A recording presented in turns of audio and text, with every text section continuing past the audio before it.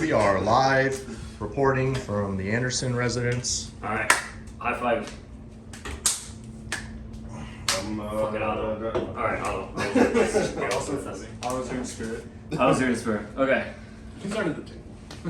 Alex is also here in spirit. Let's start off. We're gonna ask about like what is everybody doing? What's everybody up to? I'll start. I'm currently working at SpaceX. Just kind of somehow ended up here. I'm skating, really doubling down on skating. I'm just really enjoying it and skating as much as I can. My mind is like I got about 5 more years of good skating before I can't do it anymore. And just working on some projects and really try to do things that I've wanted to do since I was a kid and I didn't. And that's where I'm at. What are you guys up to, Mike? Nothing. Nothing? Just work.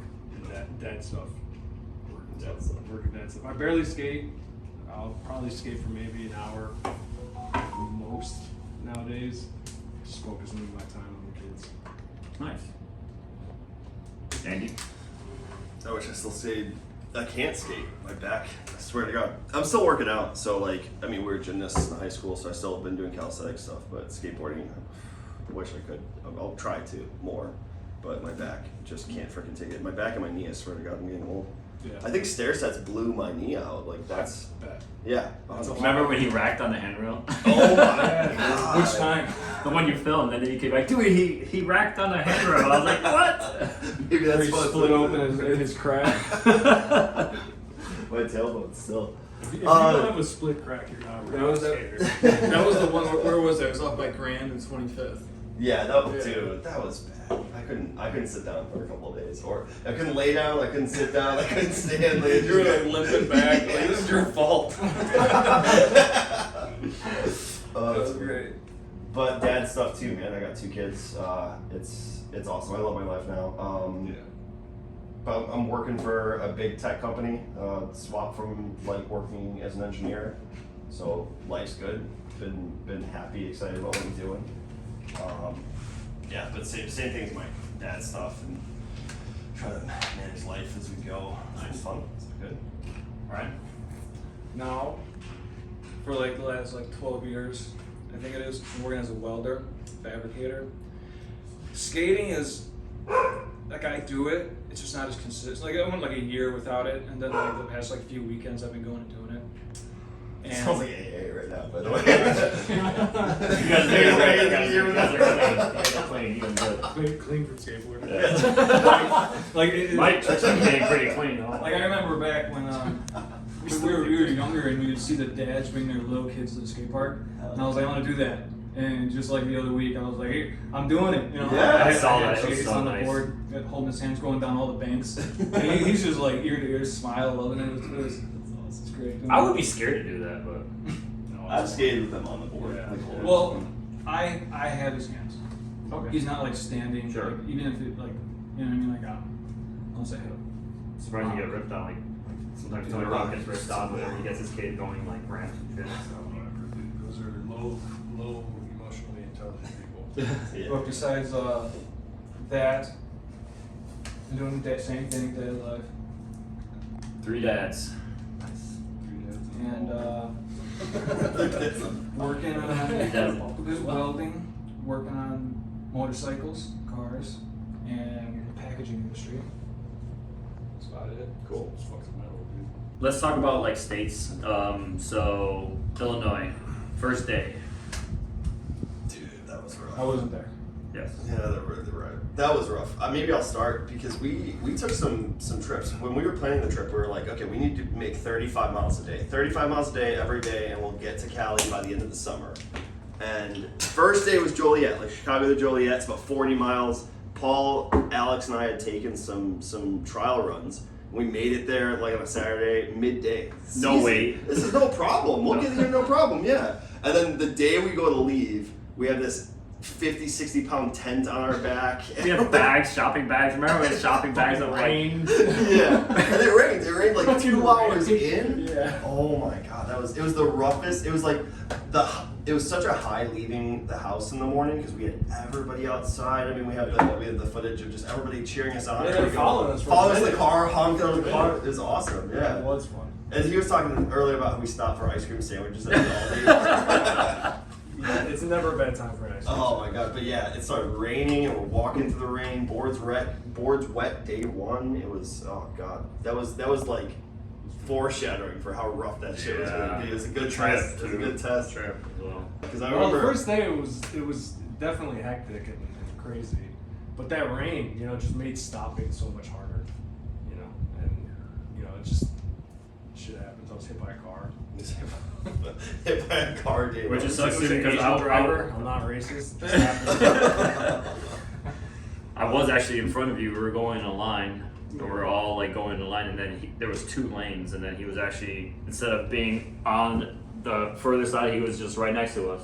Yeah. So Yeah, it was nuts. Where was that at?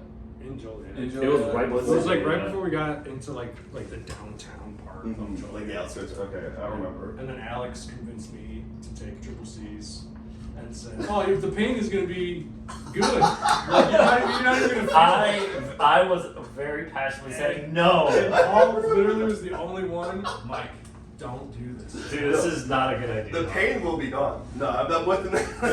It was the worst experience I've ever had in my entire life. I thought my chest was like bursting into flames.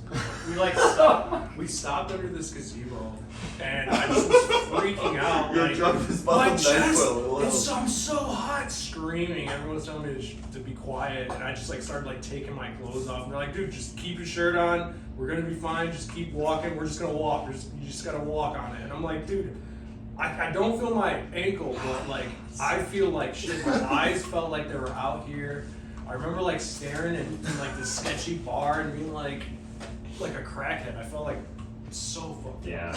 And it was funny in hindsight, but like I'll never do that again. Yeah. We were so young. It's So so fucking Sorry. crazy. yeah. So after that, we actually had Alex Rodriguez with us, and then he actually went back home that same day. And then later on, it was 4 of us going. I'm glad. Okay, so I think back to that day. The 4 of us slipped into that tent together and had fucking 0 room. We were all on top of each other, breathing. I'm like, dude, this would have been impossible with 6 people. Why did we not fucking think about this? We didn't lay 6 people in the tent to make sure we were there. Oh my god. Do you remember how at night when we were traveling, it was like we had a solar powered flashlight? Solar flashlight. Yes, so dumb. I think it's a Polish invention, actually. Is it? Solar powered flashlight, screen door on a submarine. But I just remember we were traveling at night, and then all the fireflies. It felt like we were like in the universe. It was so wild. Technically, It was. we are. Yeah, no, I mean, yeah. But it just felt like you were sorry. Let me rephrase. We were like in outer space, and it's just like, oh my gosh, it's just like. And I've never seen like darkness like that because we're in the Chicagoland area, so that was a very neat experience. Cue exploration of space. Great song. Dude, I love that song to Yeah. this day. Dude, some of Because those of you. nights- Literally because Oh yeah, I love that song. Literally Sick. because Tom of Paul. even Fucking loved that song. Fuck yeah, Tom. I was gonna say the first couple of nights in Illinois too, like that day you and I were, remember, the cops told us we couldn't walk and we had to make it to. We had a hotel room. My Dude, cops were dicks. They were wasn't dicks it? in the hotel. All of Yeah. Illinois and California. Yes. Yeah, really. And, well, And they were- Vegas. in We had to Arizona. walk. In Arizona, yeah, they were like, I don't want to fucking see you on Yes. board. That was rough. That was We shit. had to walk. We had to walk like 40 miles to get to that hotel, and we didn't get there until like 3 in the morning. I remember I was stopping every 5 minutes to powder my ass. Yeah. It was chafing. Dude, I was dude. worse, dude. I was Oh my moving God. the highway just. Dude, all the Dude, time. look at my It butt was a burning. problem. It was so bad. Fucking chafing. And then remember the first night when we just decided to go travel at night, and then we were going, and then because this was like we were trying to pull all night to go through night, and then Are we? Or is this yes, remember right before so it was Springfield. Remember Yeah, where I yeah. fell, Oh. and then dude, it was so bad. He fell, and he had like really long hair at the time. He fell, and he hurt his wrist, so he's like hunched over, like doing this at the bottom of a bridge. And we're like, "Fuck, are you okay?" The police got called for an old lady holding a baby. And the baby was bleeding. And the baby was bleeding. Yeah. Oh, that's great. The cops came up. What the fuck are you doing? What's going on, dude? Like, where's the baby? Dude, it was Who wild. gets the baby? It was crazy. No, but I had such a bad, like, I thought it was a bone. It was literally so bad popping out, but it was just the gnarliest bruise ever that, like, stayed there for, like, months. And then I it went never away. heard that. No. I never heard that. How did you not see it, though? I wasn't there. I know, but, like, even then during the trip and stuff, I saw, it was like, maybe it looked like a beauty mark. Maybe you just Maybe. weren't being, like, trying to be mean, making fun of my beauty mark. Well, I never heard that story though. Oh, okay. Of cops getting called on an old lady Yes. holding a bleeding baby. That's what the call was. It's so funny. It was so funny. And poor Paul is just like, ah! It's so hard. Dude, to I kind of went into shock because I don't remember. I literally don't remember. I just It was 4 in the morning too. Yeah. Like, we were. No, I was going fast, but luckily the way I fell, I didn't put my hand down because I was going fast. With that weight, it would have snapped. I guess the way I fell, it just was so perfect that this hit, I hit my lip, busted my lip, and then I just hit my shoulder. It was like perfect falling. Like it was luck. You gotta know how to fall, man. Dude, no, I don't remember. It just happened by chance. Gymnastics 101. I know. I'm glad it didn't hit my head. At least I didn't think I hit my head. So I don't think yeah. so. Or when we were hill bombing that mountain going into San Bernardino, California, and we were going fast. This is when I fell. Yeah, this is when you fell. And then I was behind you. I'm like, he's not putting his foot down. I said, fuck. He's yeah, not I'm slowing going all the down. way down. And then he started like getting the speed wobbles, and then he started like sprinting and just. I made an down. executive decision in that moment. I was like, fuck that, I want to get down this hill. And then I started catching speed wobbles, and I was like, all right, I can either just fall off the board, or I can try to run and fall that way. So I just jumped off my board, I started sprinting. My stride was like as long as this table. Do it longer. The pressure of the momentum on my ankles was unbearable. So I just said, fuck it, and I just fell on my butt. And then he's laying there, like not moving, and Otto pulls up and full volume blasts the Super Mario theme. He's like, when he dies, he's like, Yeah. It was very funny. It was the perfect moment. It was he's really like, funny. I forget what you said. It was something along the lines of asshole. You're laughing. Dude, that was a bad fall. You get like a My chunk of your hands, tip you know when off. it's cold and you slap your hands?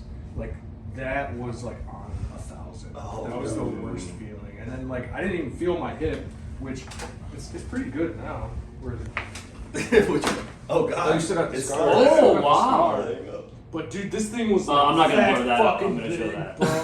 bro. It was insane. There was like a whole like. Dude, I wish I had some scars, dude. I got a football scar From the trip. right here. I played football in an alley when I was a young rabble rouser. So yeah, so then after that we were in like we spent the night or the day not sleeping in front of the Capitol in Springfield, and we eventually made it to St. Louis. Yeah, and I remember Alex and Otto went and skated with that random guy we met who was talking about like an indoor skate park that he brought them to. Oh yeah, and That it was so weird. I And we're gotta, like, we're going to sleep, dude. I'm dying. I gotta make a confession, guys. So Otto and myself, because you know how money was tight, right? Yeah. And then there was You were like, the one with money. I felt. I so know, it appreciate was. you about Yeah. that. Because like I was working at the library at North Lake Public Library. Shout out to them. I remember that. Yeah, I say it was $1,100, but we spent like $650 on equipment, bags, solar power flashes, snake bite kit. Like it's just we overprepared, We're underprepared in my opinion because overprepared and underprepared. overprepared with gear. Sure. But like when it comes to like what you're actually gonna do to travel, I feel like we were just gonna wing it, and like because that's what it felt like for me. And I was having like my mom wire me money and shit. And I'm like, yo, I'm over here. Like when I came back. Sure. Because when I was hit by the car, I couldn't walk for like 2 weeks, and then I started walking slowly, and then I just was like, fuck it, I'm gonna skate after like a month of just like not doing shit. And then it started getting better, and then I don't know who reached out to me, but one of you guys, I think it was maybe Alex, was like, oh, we're coming back, we're getting a fucking supply truck, we're fucking idiots, like we should have did this from the beginning. And I'm like, fuck yeah, I alright, love cool. that. I love that. You were mid confession. Oh, I'm sorry. No, we're fine. Yeah. So again, we we had like $1,100 and spent $650, and then the night before, which again, my mom, like I told my mom right before we were gonna do this trip, like that night before, I was like, hey, I'm going cross country to do this thing. So she actually was like stressing out. She's like, the Polish sigh, mom sigh, like kurwa, like very stressed out. Like okay. Then she went to the store. She actually withdrew, it was like $250, and then she also gave me like vitamins, which that was so nice. I was like, I had my mom's support. She would not support it the whole thing, but we didn't have much money. So the confession is like, I was always like, I was definitely like super stressed. It was like we don't have any money. We were like burning through money. How many times that we had like hotel stays because like Otto's ACL was over. And then I remember I feel so bad to even this day because you were always, dude, you're a machine. You still eat like a machine. And then you're like, dude, I'm so hungry. I was like, no, we're eating too much. So I remember we had this KFC. They had the KFC where like the bun, they switched the bun with like the actual like meat as the bun. And then me and Otto going, and then that's when you, it was you and Alex, yeah, we're chilling at the hotel. And then me and Otto went, and then we got a sandwich for us. Like, hey, we can't tell them anything. So it's like so like, which I think there was a lot of that later on the trip. They're like, hey, don't tell anyone. Let's just do this. And then, God damn. I know it was so bad. I remember. I know. And then we came back and we were just like, oh yeah, nothing happened. It's just like I kind of feel bad. I owe you guys a sandwich. That's great. But yeah, so then we got to St. Louis. We stayed at that firework place, whatever. Those guys were so. They were so nice. Yeah. They gave us a place to like crash. I know the guy that he's on Facebook, so I'm gonna definitely like reach out to him because he was like super nice. We stayed at that cop's house. The cop. In Vernon, Illinois. Yeah, yes. that guy was Yes. awesome. Like, we skated through, and all of his friends were hanging out in this like really small town. They saw us skating. Like, what are you doing? We're like, oh, we're skating in California. I'm like, what do you mean? Yeah, we're just skating in California. We started in Chicago. They're like, you came here from Chicago? Like, what? It was already like past Springfield. Yeah. They're like, that's insane. We're like, yeah, we're like day 4. They're like, how'd you make it this far? Where are you sleeping? On the side of the road in the tent. What the fuck? And he's like, if you guys need a place to stay, like my dad's a cop around here. Like, you could stay at our house. I'm like, sure, we can take a shower, like that'd be nice. They did laundry for us. Yeah. They gave us fabric They were so softener, awesome. and I was like, oh my gosh, why is this so soft? Because we were like washing in like the bathtubs at hotels and whatnot to just clean our clothes, but then I touched like the clothes and it was so soft. They were like making fun of us. They were like, these guys are like excited about fabric softener.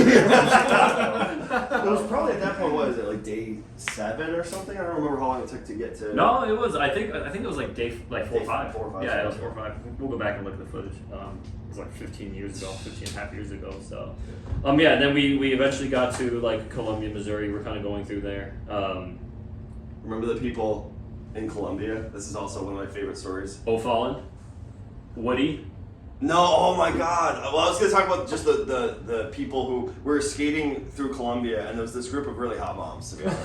This is an Andy story. This is such an Andy story. Go on. And we're Yes. like, hey, what's up? Like, just flirting and joking around. And I like, wasn't. And we're like, yeah, we're skating. virgin. We're skating from Chicago, right? And they're like, you're not skating from Chicago. You're making it up. Like, no joke. We skated from Chicago. We're Columbia, Missouri. It's like a couple days past St. Louis, so it was 700 miles, 600 miles or something. She's like, there's no way you guys skated that far. And we're like, no, we did. Some guys drive by in the car and like, were you the guys over there on I-70? We're like, yeah. And Perfect they're like, time. yeah. You guys planned that. She thought we set it up. Like, okay, Yeah. really? But she was drunk. Of all the chances, like, this lady's like, oh, these guys somehow spotted her, knew where she was going to be walking, and then we planned for Yeah. her. But it was so funny. It was so funny. It was one of those like for you. Great time. What do you mean? It was hilarious. Yeah, that was great. Sorry, Woody. Pretty good, Oh yeah. my God, Woody was Yeah. awesome.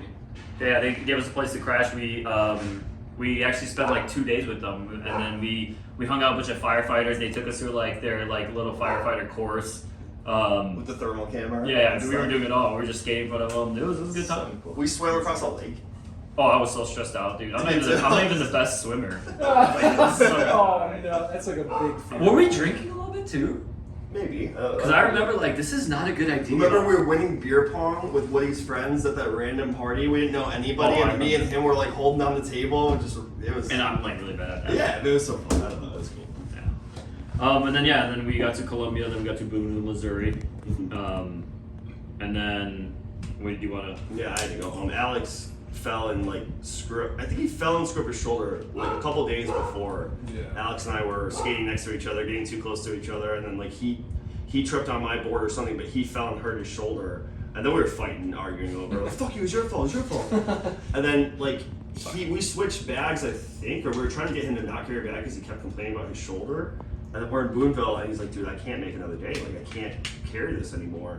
And he was like, I'm going home. Like, we're going home.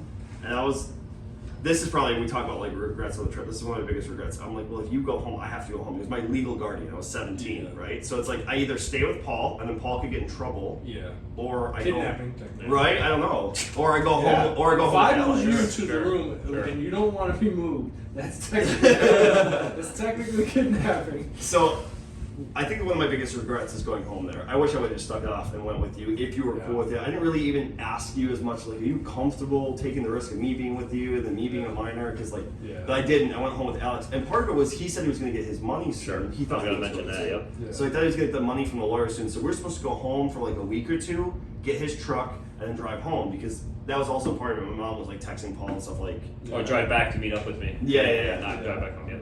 Drive back. Yeah. They were texting saying like, you have to come home because your court date's soon. You have to talk to the lawyer. You have to do this to finish up your court case. Yeah. And it took him like 3 months. He did get the money, but it took him like 3 months, and I'd already started school, and he went back. But yeah, leaving in Boonville was sad, and that's probably my one regret from the trip. I wish I would have talked to you more and just said like, let's do this together. Yeah. And some of it was also, to be honest, I failed. I was like ready to go home too. I was like, I want to go back home to my girlfriend. I don't want to like. Yeah. Torture myself. Yeah, this is fun, but I'm like kind of losing steam, and I could use a break. And in my mind, we'll come back in 2 weeks. This is great. Yeah. So then after that, but yeah, like that was definitely absolutely a concern with money because money was super tight. I think at that time there was like $120 left. And then I went and then I got a 2-man tent. It was supposed to be a 2-man tent, but it was a Boy Scout tent. So I couldn't even sleep this way. I had to sleep diagonally, which probably worked out because it was like less weight. And then So then went from Columbia, Missouri. Not having money, it all worked out. There were people that just went out their way. They were like, "Hey, you need money? You need money?" Like I never asked. They would give me money. They would give me a place to stay. They would give me food. They would just like root me out, whatever. And then so went from Boonville, Missouri, and then went through Kansas. Kansas was like boring as hell, but great people, wonderful people. And then eventually Stay with anybody in Kansas? all the time. Oh, really? So many. The Riley family. They were actually in Riley, Kansas. And super religious, super nice guy. He actually gave me a pad that later on, like this is right before going into Colorado. I had like a storm I went through that I'm pretty sure, like, again, maybe I'm being dramatic, but I thought I was gonna die. He gave me this pad, I wouldn't doubt it. and I thought this pad is like rubber, and I thought it was gonna like. In my mind, I was like, dude, this pad saved my life. Because like for some reason in my young mind, I was like, this is somehow gonna like do it so that like the lightning won't strike me because it's a rubber pad for some reason in my like state of desperation. Anyway, so I'm still going like that. This is save my sanity. Like, But there's like so many people in the name that like gave me the I don't want to like spending like so much time like talking about all the people naming all that because there's a lot to it. Of course. And then eventually got to Colorado. Oh, I do want to mention the Hammersley family. They were just super nice. That gave me a place to. Those are the farmers? Yes, the harvesters and whatnot. And then they actually like it was somebody's birthday. They invited me to their birthday. And then they took me out. They fed me. Just super like well put together family. And then Jerry Hammersley actually came and checked up on me a couple times, and that really meant so much to me. Since you've been back even over the years. No, actually, like when I was going on the trip, because he was going delivering stuff to Denver, so he was coming, and then he would give me like chocolate milk because I like chocolate milk. He would give me this, and he came back and was like, "How you doing, son?" Just like, and I'm just like, dude, that was everything to me. Chocolate milk free in the back. Can I just piggyback on that right this second? Sure. The people on the trip, that was one of the coolest things. Like when people saw what we were doing and they heard a little about the story, the generosity was just unmatched. That one woman that gave us McDonald's, she gave us McDonald's and $50, and I'm Yes! like this is the Yes, nicest yes. thing. You have no idea how helpful this is. We have no money. We're like we're starving. You are so great. Thank you so much. She's, you need more? And she pulled out like another $100. Wait, wasn't she also like trying to get her daughter? She wants like, to talk to- us like- We're cute young kids. She's like, oh, my daughter's single. They were getting it done. I was like happy. We were all pretty ripped, I'm not gonna lie. Like, Yeah, we all had, You guys are all we right. all had like I mean, 6 packs. We and did. shit. Just on gymnastics. Yes, fresh out of 100%. gymnastics. fresh meat. But that one guy in the Corvette, the one guy in the Corvette. Oh my god, dude, that we're was the second day. Yeah, it was like second Yeah. day. We're on Route 66, and this guy in like this nice old '68 Corvette pulls up. Like same thing. What are you guys doing? Why are you on the side of Route 66? We're skating to California. And he's like, "That's amazing. You know, when I was a kid, blah blah blah." He was so nice. And he's like, "Here, take this." He goes to hand us a 50. We're like, "Oh shit!" Like, And then he just drives off. well, yeah. He's like, take it. I gotta go. We're Like, no. No, he's like, take it. We take it. He drives. We're like, there's nobody behind. And What the dude, fuck is like, that? driving into the sunset. Yeah. And we're just like, we are freaking out because that was the first Oh time my we God. got money. It was so But cool. people are so kind, Yeah. giving you places to stay, just hearing the story, wanting to know. And I think some of it was inspiration, like someone's doing something that they believe in, putting all this effort into like this grand dream that they have and just executing on it. Oh my God, I wish I could chase my dreams like that. What can I do to help them? It was just, or if it's just like, one thing I left with that trip is most people are good people. Like most people are just 100%. like genuine good people. If you get to know them, we live in a world Even where, if you don't, you know, Yeah. like just telling our story and like not to like interrupt, but I'm like adding to it. I grew up in like the hood of Chicago, so it's like super like everybody's like against you. My first experience with racism was like from black people, so it's like I grew up in that like you judge people based on what they're fucking doing, and the trip really opened my mind. I joke and I say I slowly became a Republican and loved America through the trip because of the people we met. And they were just so nice and generous and just like, hey, what the fuck are you doing? To be fair, This is sick. most of the people were probably Republican because this isn't in big cities. This is in the middle of nowhere, so that they would like go out the way. Absolutely. And some of that is just like city living versus country living. Oh, City, yeah. it's so easy. I see 7,000 faces. I'm not being nice to anybody. And Yeah, they're like, everyone's this is the dick. first new face I've seen in Sure, this town. Yeah, But still- excitement, yeah. But yeah, Yeah. but still. Yeah. I felt like people were good. I felt like most people were good people, and Yeah. I still feel that to this day. I right? 100% agree with that. Yeah. Yeah, that's one of the things that I really did teaching on that trip was people will just, pay it forward. Yeah. Yeah. Even now, Yeah. like I do welding, I do it on the side, and sometimes people are struggling, or I meet someone and they're like, oh, I just really need this fixed, and they're like, I just do it, That's so you know, nice. and it's just Yeah. like pay it forward, or just anything like that, and it's, remember the grandma? You know her name, right? Leanne's grandma. She was so Love her. nice I and know. generous, Yes. and just all the people that we met were like really nice. Yeah, she's actually keeping up with the videos well. She actually asked about you a lot too. So Really? Yes. So. She did Well, really what- like you. She did it really Yeah.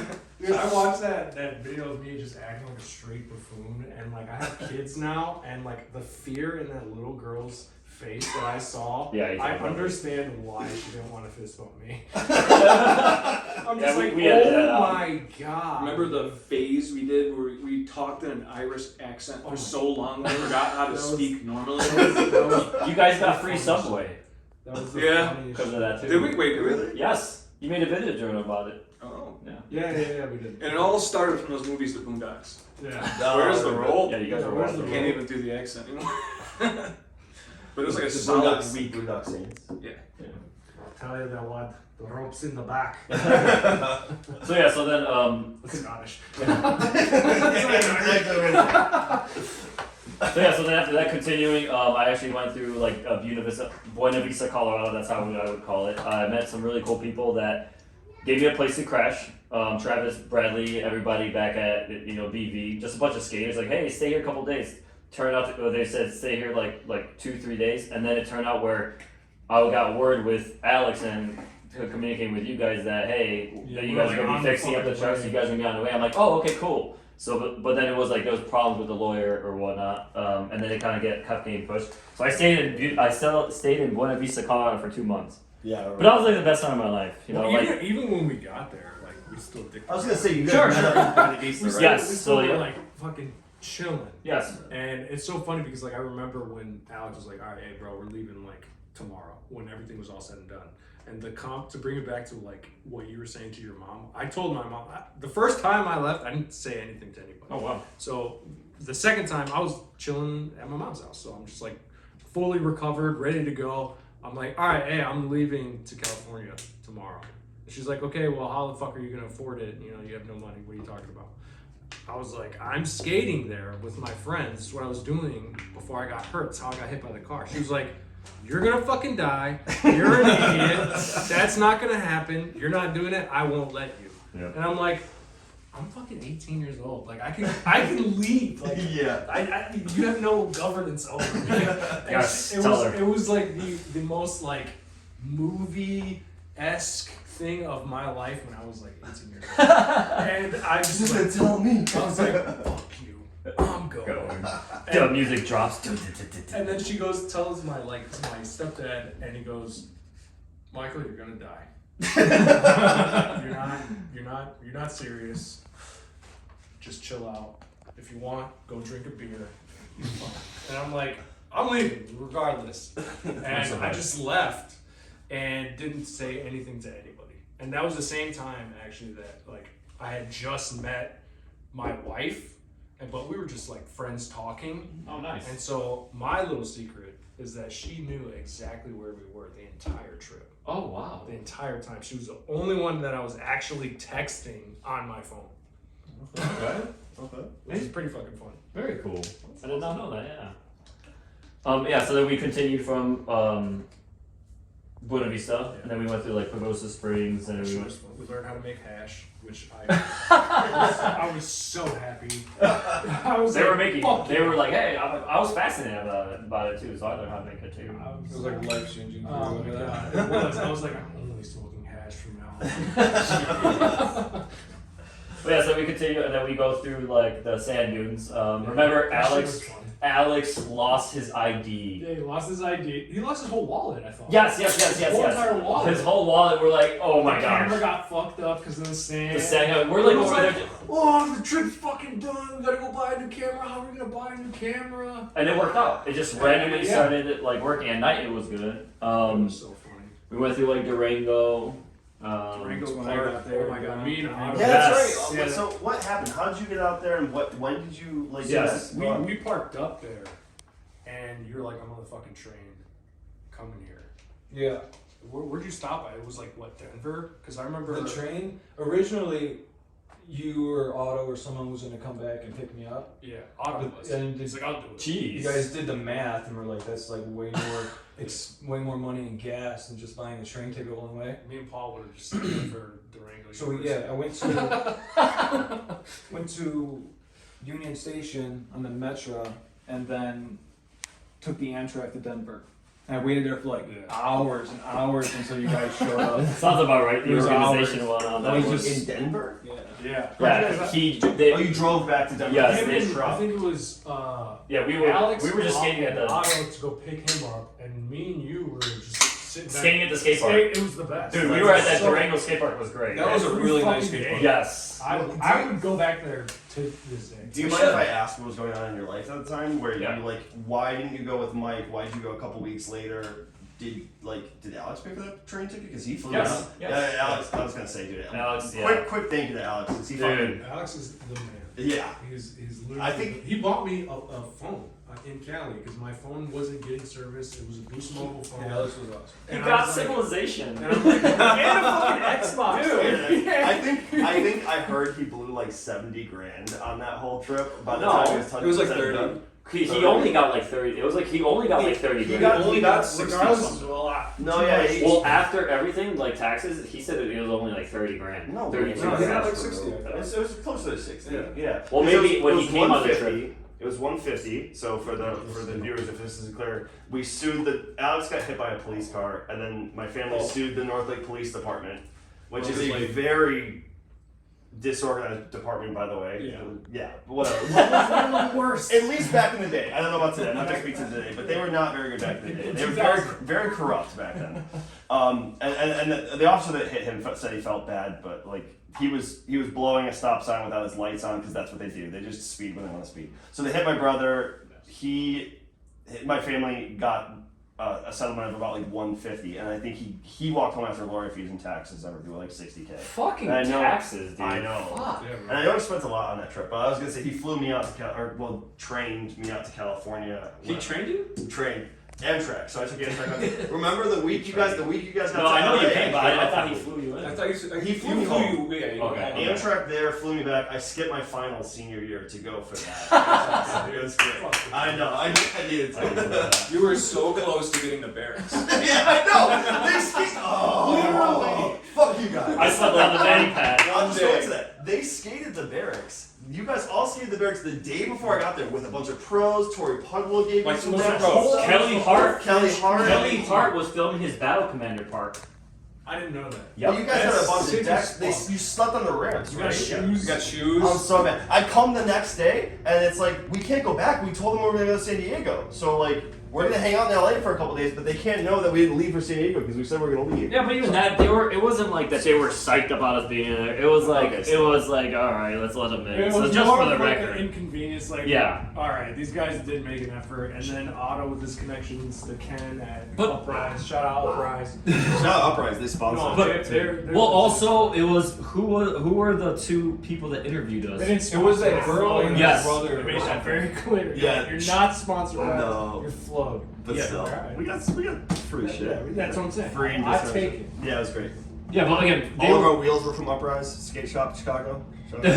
Oh, yeah. And shirts. so I also want to say for like at the barracks, like I seen you guys skate, but the way you guys were skating at the barracks, I was like, what is going on? They were skating like gods. You're neurons. And no, seriously, they were like killing and doing the tricks I've never seen, and I'm like, and I'm over here like just doing my regular mani pad shit, Dude. like, and I was just like, dude, it blew my mind. I unlocked like It was like crazy. I'll attest to that because I unlocked something within myself I never thought I had in skateboarding, and this is kind of what shifted my perspective. Like maybe I could kind of go pro because I kickflipped the fucking 7-set. I told Mikey Taylor I'm gonna do a fucking overcrook for you on a ledge. Did it first fucking try. He was like, I've never seen anybody do that on a ledge. He's like, that's crazy. I was like, I didn't think I could do that. And then Otto's like, all right, Mikey, I'm gonna fucking front blunt this fucking Dude. the red ledge that was there, and then he does it first try. I think it was just like the energy of the whole place, the hype. You guys all were. I was like, it was insane. I went to go 50-50 on that ledge. You know how sometimes you miss the truck? Dude, that thing was the wax, like, it was like ice, and I ate shit. And I was like, and I got humble. I'm just gonna go to mani pad. The whole floor was slick. Yeah. Oh yeah, it was super dusty. It was really dusty. So yeah, so then we I continued. showered there too. Well, I was gonna say, I didn't. I think we got off on that tangent because I did want to ask you what's going on. Sure, What's sure, going sure. on with in your life when you made that, and like why'd you come a couple days later, or if you're cool with it? Well, I wasn't gonna go, Yeah. and you know, I was in a relationship with my wife. I wasn't gonna go. I was like, what happened was my senior year, I was behind like an entire freshman year and half of the sophomore year in credits, right? I was gonna fail, but I was gonna enlist in the Marines. And I was with them, I was talking with them, I was training with them, and I went to MEPS, Military Interest and Processing Station, and I qualified. I was in. And then I graduated on time. I was like going to senior year at like 5 a.m. and staying late, doing online classes, written classes, and then my full year of regular credits. And then I graduated, everything went fine. And then they wouldn't take me because they said my blood was unreadable. Inconclusive. It can't come back inconclusive. They're like, Yeah, there's we something don't off about this know. guy. We got it. They're like, it's inconclusive. We don't know your type. We don't know. We can't read it. I was Get like, a new okay. fucking scanner. What are you talking You're about? right. Dude, fix your shit. My mom, I talked to her about it, and she took me to 3 different general doctors, and they all read it fine. And I went back a second time, and I showed them. They're like, well, you still got to do it anonymous. They're like, we're the military, and you got to pass. And it didn't work. It didn't work 3 times, I think. And then I was like, I spent like an entire year like trying to graduate on time, working super hard, training, because I was gonna go. I wanted to be, you know, recon and Marine. I was like, I'm gonna do it. It was like Fucking sick. that was like my goal, and then my goal was just go, and I got really, really upset. Like what do I do now, type thing. And then I was talking with I forget, was it you, and Otto, and Alec, and Might have been more so Otto and everything because he was telling me that, oh, I'm talking with Ryan, he's thinking about coming on. And I was like, tell his bitch ass to get here. it just got me. It's just like you pour so much energy into something for so long, and then it's just gone. Oh yeah. I was It's one of the depressed worst about it. feelings. It really was. And then I was like, you know what? I was working with my dad, doing the janitorial company. You guys remember? Yeah. And I was coaching gymnastics, and I was a baker at Jewel Osco. I I was working 3 jobs at the time. Most emphasis on baker. I can Baker. Yeah, you just Baker. everything's like made. You just put it in. And that is not a skateboarding reference. Goddamn muffin, you come to me. You know, one thing I did take out of there was making whipped cream cakes by hand. Alright, so go on. And then I was talking to you guys about it, and I was like, you know what? I'm just gonna do it. And I quit the gymnastics job. I quit the Jewel Osco, and then I was like, I'm going. I went to my parents. They're like, they weren't acting like, you're not going. They're like, that's just a whim. Yeah. They're like, No, you be mean realistic. you're gonna skate to California? Yeah. They're like, oh, okay. And then I Sure. I remember I hugged my mom. Mom, they're in Colorado. I hugged think my it would mom be- bye. And then I was just gone. They never really questioned like too much about it. I don't think they believed me. And then like I got there, and I remember I called them, and they sent me $500. My grandma sent me $500. Oh, that's sweet. that is nice. Yeah. And from then Alright, we continue. yeah. Alright, then we went through, let's see, we wanted to talk about the fourth corner, the Navajo reservation. What did you guys think about the Navajos? Oh my god. Yeah. I get the tribal. What's the word I'm looking for? Tribal knowledge. No, not tribal knowledge, just like tribal rivalry, I guess. Because like my aunt is and when I was younger, I never really understood like why they would hate each other. Mhm. But I could see why. Like it was just kind of like. Just like the best way I could describe it was like just like a drunk that doesn't know what they're doing. Yeah, we had a lot of experiences with like a lot of drunk native, And I was natives. I was always offered alcohol, always, And you took it. and I took it. You never turn down a free beer. Yeah. We Never chugged do that. Otto was always super stoked on Oh my drinking God, for sure. Oh yeah, We chugged that bottle of Bacardi at the Four Corners, oh yeah. and then we handstand walked across it. Walk through. You Dude, guys are 19, right? By the way. Yeah. Not legal. We're all 21. But yeah, so we went through the Navajo reservation. There was, I didn't have a good experience. I didn't feel welcome. And then we, Leanne's mom, Mm-hmm. so we call her grandma, or I call her Mama Bear. She was like, let us stay at her place. She was super nice. Took us around like Sedona, the vortexes. That was one of my favorite parts of the trip. I know. That You were That actually like little really hike. into that, Yeah. like everybody was into the one like zenning out, and then I'm like, all right, now this is all It bullshit. was a but I'm like just recording everybody. It was a No, good spot. It was It good. was a very fantastic spot. And that book, remember that book of chakras and like how to cleanse them that I had? I had it with me. And yeah, and then I back. gave it to you. Yep. Dude, I was so enveloped because when I was like 15, I literally wanted to just leave my whole life behind and go to the Tibetan mountains and just become a monk. Because I wasn't really ambitious enough to like really like study hard because like I understand the like what your role it becomes in society as you like grow up as like an adult. And I wasn't about that. I was like very like anti like an anarchist. I hated politics and I was like, fuck this shit. I do remember remember the Buddha. We had a class Yeah. together. We were always like me and him were talking about like Siddhartha, Yeah. the book, and we were like, Yeah. you were Yeah. very infatuated. Fucking what was his name? The humanities teacher at West Leiden. Strauss. Yes. Fucking that guy put me on, bro. Like Virgo, by the way. Yo, that dude, and I'm a Gemini too, so Yeah. it was like, bro, you're fucking. He made me think, and I appreciate that guy because I started studying what chakras are, like what Chinese medicine. Why the fuck do they even believe that? Like, Cool. And when we were there, I had like the biggest shift in energy and perspective that. And the vortexes. Yeah, and it was so just like empowering. It wasn't like overwhelming. It was just like calm, and I just understood. And just been practicing it every day, and now like every time I meditate, like I can feel that energy. Interesting. It's so it's And personally, I the don't best. understand it. Like I think it's cool because you like felt it too, right? I don't remember. Oh, you don't? Okay. No. I know I was there. I was doing it, but it's not like a core memory. Because you had this like spread gymnast. I have the pose, picture. And then like, and you open your eyes like you're about to like Final Flash! apocalypse. To me, it was like you're about to apocalypto something. I don't know. It just looked very like it's its own. But yeah, so then we stayed, and then we went to the Grand Canyon. Went there.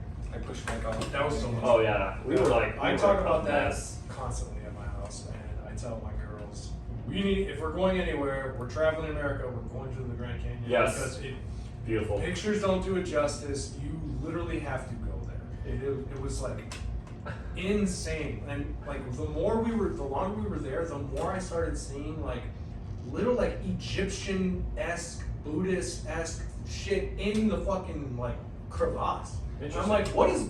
Like I thought I was just smoking too much weed. That sounds so I was just like, I'm just gonna write it out because like I'm high. But like it was the best experience. Remember when you asked the attendant to going into the Grand Canyon? You were like, "How many like bowls of cereal?" Like, Oh my God, yeah. She loved that question. How But many bowls of cereal? What? How much cereal does Yes. it take to fill the Grand Canyon? she loved that answer. But it was very fun. Just like It was a very Ryan question. yes, it It was was. very Ryan. Calculate it for me if you want. So then we went from the Grand. Yeah. We'll put it in the comments. So then we went from the Grand Canyon, then we went, and then we went back up north, and then you want to talk about the boycott that was happening? How, so there was a plan. There was like, 'cause Oh yeah. it was money, time. Go ahead. Before that, we stayed at her house and we met her husband or her boyfriend. I'm Oh, not sure. you want to talk about? Okay, go ahead. You remember that? Yeah, sure. He lives Leanne's grandma. Yeah, he had like Her name is Bernie. Bernie. We call her Mama Bear. She likes that. Awesome mama bear.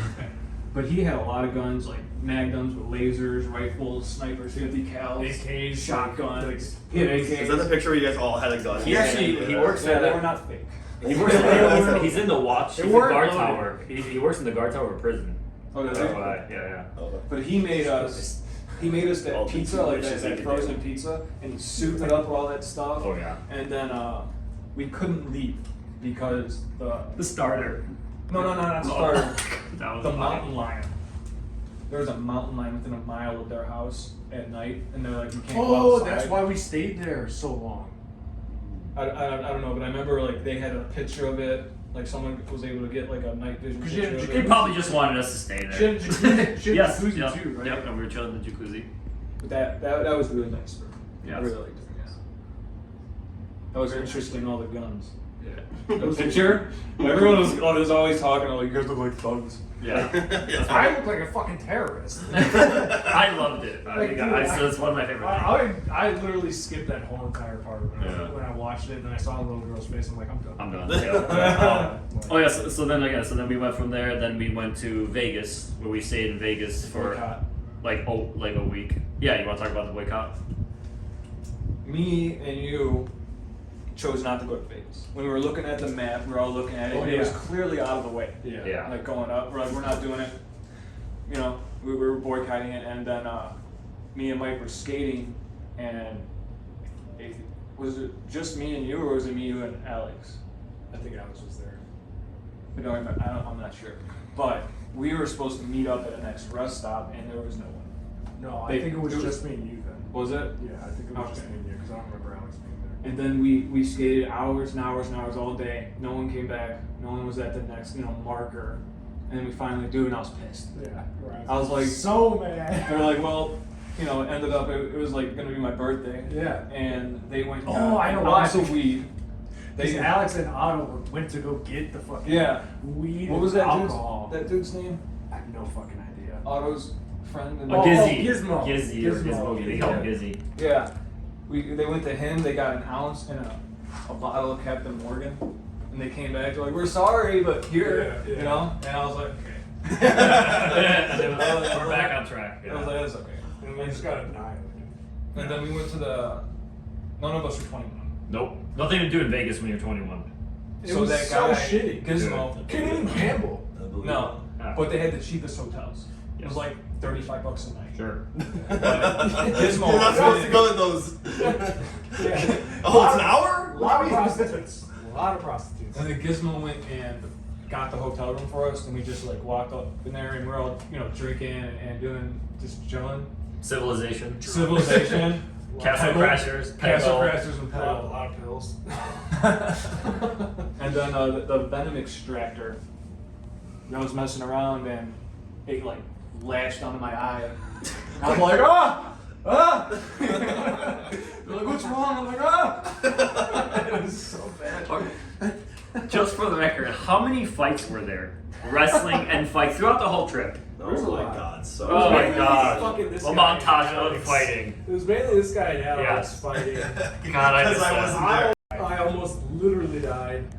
If I didn't like take that step back, it would have straight head. Dude, Alex got shot in the eye with a BB gun. Alex got by Otto. almost in the eye. Fucking Otto. No, it went in here. It didn't go in the eyeball. It went through here. I know, it almost blinded. Yes. It was like a millimeter away. Dude, It's like a It was, millimeter.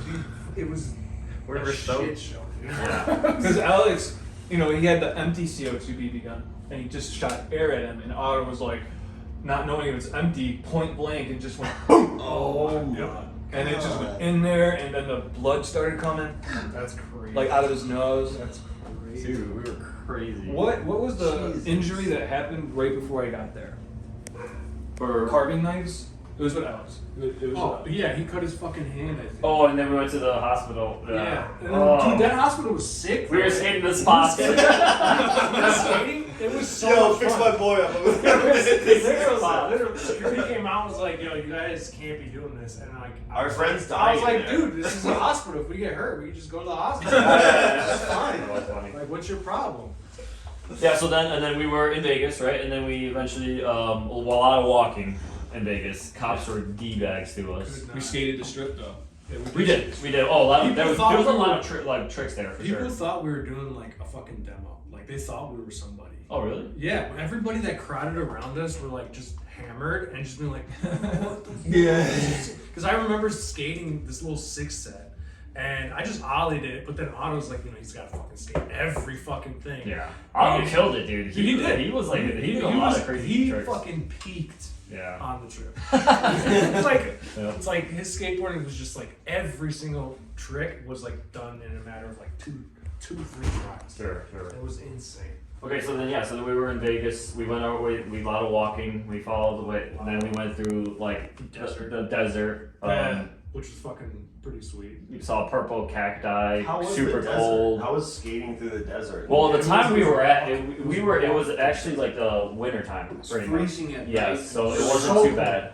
Because this was probably November, October, November. November and December, Yeah. getting closer to there. Yeah. We finished. We got to San Diego December 17th. Yeah, I remember. So, and then we stayed at the barracks. We skated there. We got interviewed by that online article that's not even around anymore. She's the one who got us. You were talking about that. Yes, that woman? yeah, because she's the one that like She's- walked in there. She like, found the address of the barracks, walked in there, and came out and like, they're gonna let you skate. Yes. Like, what? Yeah. But again, it wasn't like they were just like, all right, let's do this and Mhm. whatever like that. But then we continued, and then We met Reddit too.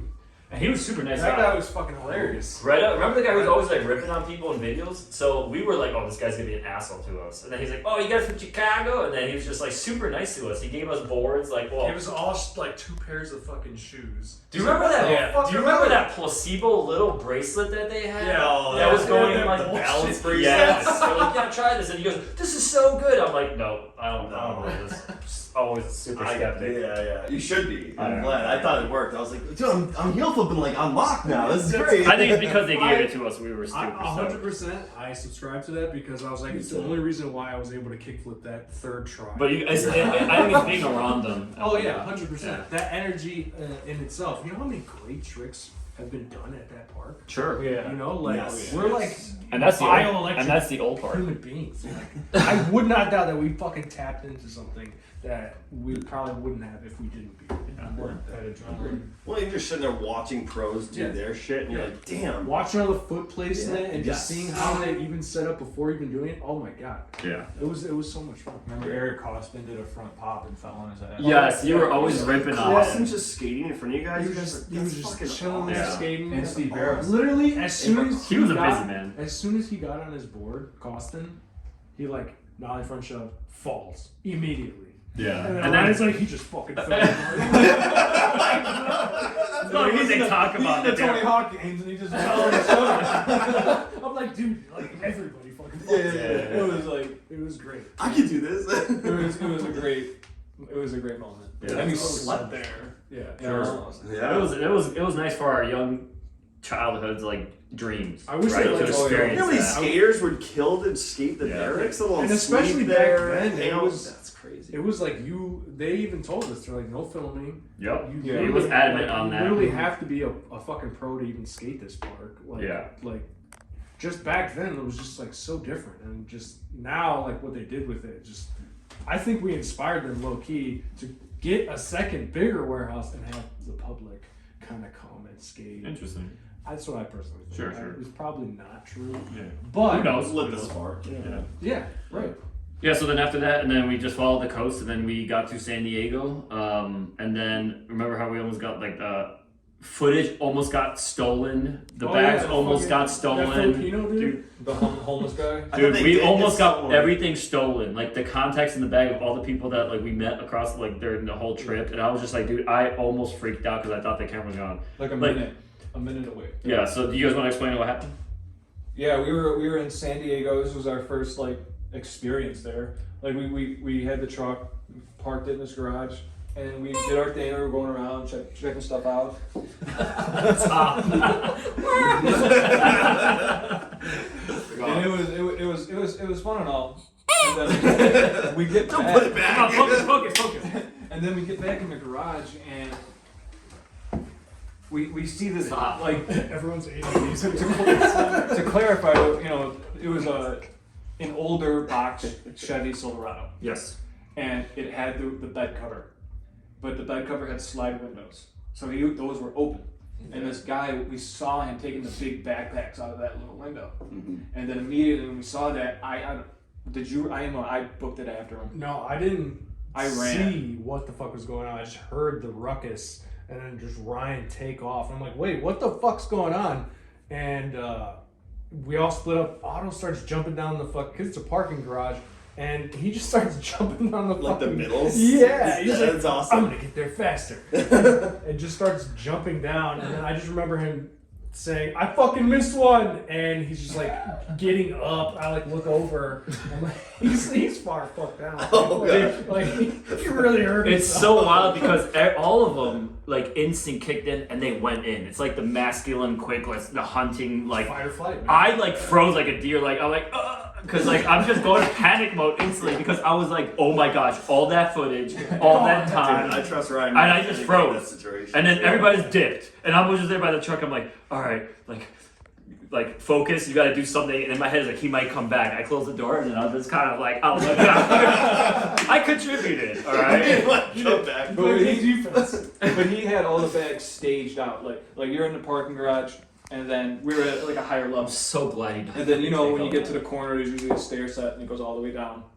And they were in that hallway. So they were there. They were I saw like, that. far away from the truck. Yeah. Well, I guess he was They doing were this behind like the every door. night or regularly. And I ran, but he got out. And And then we got security footage of you fucking down the stairs. It was we so went to funny. we called him and it was like, hey man, this guy was just stealing from us, and he's like, yeah, I got you on security video. And you just see So me like funny. holding the rail like It was so funny. Action shot. And they actually got him. yeah, caught him. What he did was because we were all ran out and were looking for him. Not me. But there were homeless I was guys. scared. There was quite a few. Yeah. And what he did is he ran out of the door, ran around the first corner, and laid down under a blanket. Smart, to be Yeah. honest. That's He what almost, But he got he almost caught. got away with it. Yeah, he almost did. Yeah. And then the cops came, and they're like, you know, they saw the footage and they're like, they started kicking the people. Like, hey, let me see your face. Hey, you know, and then they got him right there. Yeah. Jeez. Yeah, dude, that was intense. That was. I had no idea what the fuck was going on. I just see Ryan bolted. I'm like, where the fuck is he going? And then I see Otto running that way. I'm like, where the fuck is he going? And Paul's like, I'm gonna stay here and defend the fucking truck. Dude, I don't know what's going on. I've been a couple. Okay, so we have some questions prepared, so we could just kind of ask, I think, effective questions that we could just kind of discuss about maybe what the trip meant to us and whatnot. So we're gonna start off, and then I'll just to kind of get the ball rolling. I'll ask the question and then I'll answer it, and then later on we could like take different leads and whatnot. So, question number 1 is, what was the most powerful moment for you on this trip? So think something that stood the test of time or was burnt in your brain that you can't like ever forget. So for me, it was when I was going through Kansas. There was a moment where, you know, I'm just long hair, dirty. People would always like stop by, like, hey, what are you doing? Curious, like give drinks, water, whatever. Like super nice. And then there was this lady living in her van, and then she had 2 young like kids with her, probably like 4 or 5 years old, beautiful kids, like just so pure, and they were just so nice, like very like interactive. And then she gave me 2 like these G2 grape Gatorades, 2 of them. And then she like was like, oh, what are you doing? I told her the story, what's happening. And then this like moment, like I'm always gonna remember it, but she was like, oh, let me give you some more. So what she did, she grabbed like her change that she had a bunch. She was like going through pennies and quarters and nickels. And I was like, no, it's all good, it's all good. And then that was a moment I'll never forget. And then I took it. I know that sounds like kind of like, but I was just like, she really insisted on it. But it's a moment that I always like look back and that really meant so much to me. Like, so that's a big growing moment. Yeah. Perspective. Yeah. What about you guys? You guys had any moment, most powerful moment on the trip or anything? I mean, I don't want to say it was like one single moment. There were so many like defining moments that were awesome. You know, were like knowledgeable or just change. You know, character changing. But like overall, this trip when we were there, it was like we were sleeping, we were waking up together, skating together. You know, even though we were like brothers. Even like Otto, like me and Otto have never really talked since the trip. But when we were there, it was like you knew we had each other's back. Yeah. And it was like we just never forget that. Like Alex, Mike, Paul, it's just like we were there together, and we just always knew it, and it was like a lesson. Like, you know what I mean? Like we trusted, you know, it was like a trust thing. Yeah. And that's been burning in my brain. You know what I mean? Like, all these years later, we still. Yeah. Still. Mike, Andy? Yeah. Honestly, mine is not as inspirational as your guys's. It's kind of more of like when we were, I don't know where we were, but it was Halloween, and we were skating at the skate park. They had the weirdest like lights set up, and me and Alex, he asked me to go with him to get methadone wafers, and he was like very scared. He's like, I think this guy's gonna kill me. So I went with him to go. Flagstaff. To go. I think it was Flagstaff. Because we went and it was like this badass fucking like, I want to say it was like a Monte Carlo, just on like 22s, like straight drug dealer car. And I sat right behind the driver, and he's in the fucking front seat. We got these fucking wafers. Oh my god.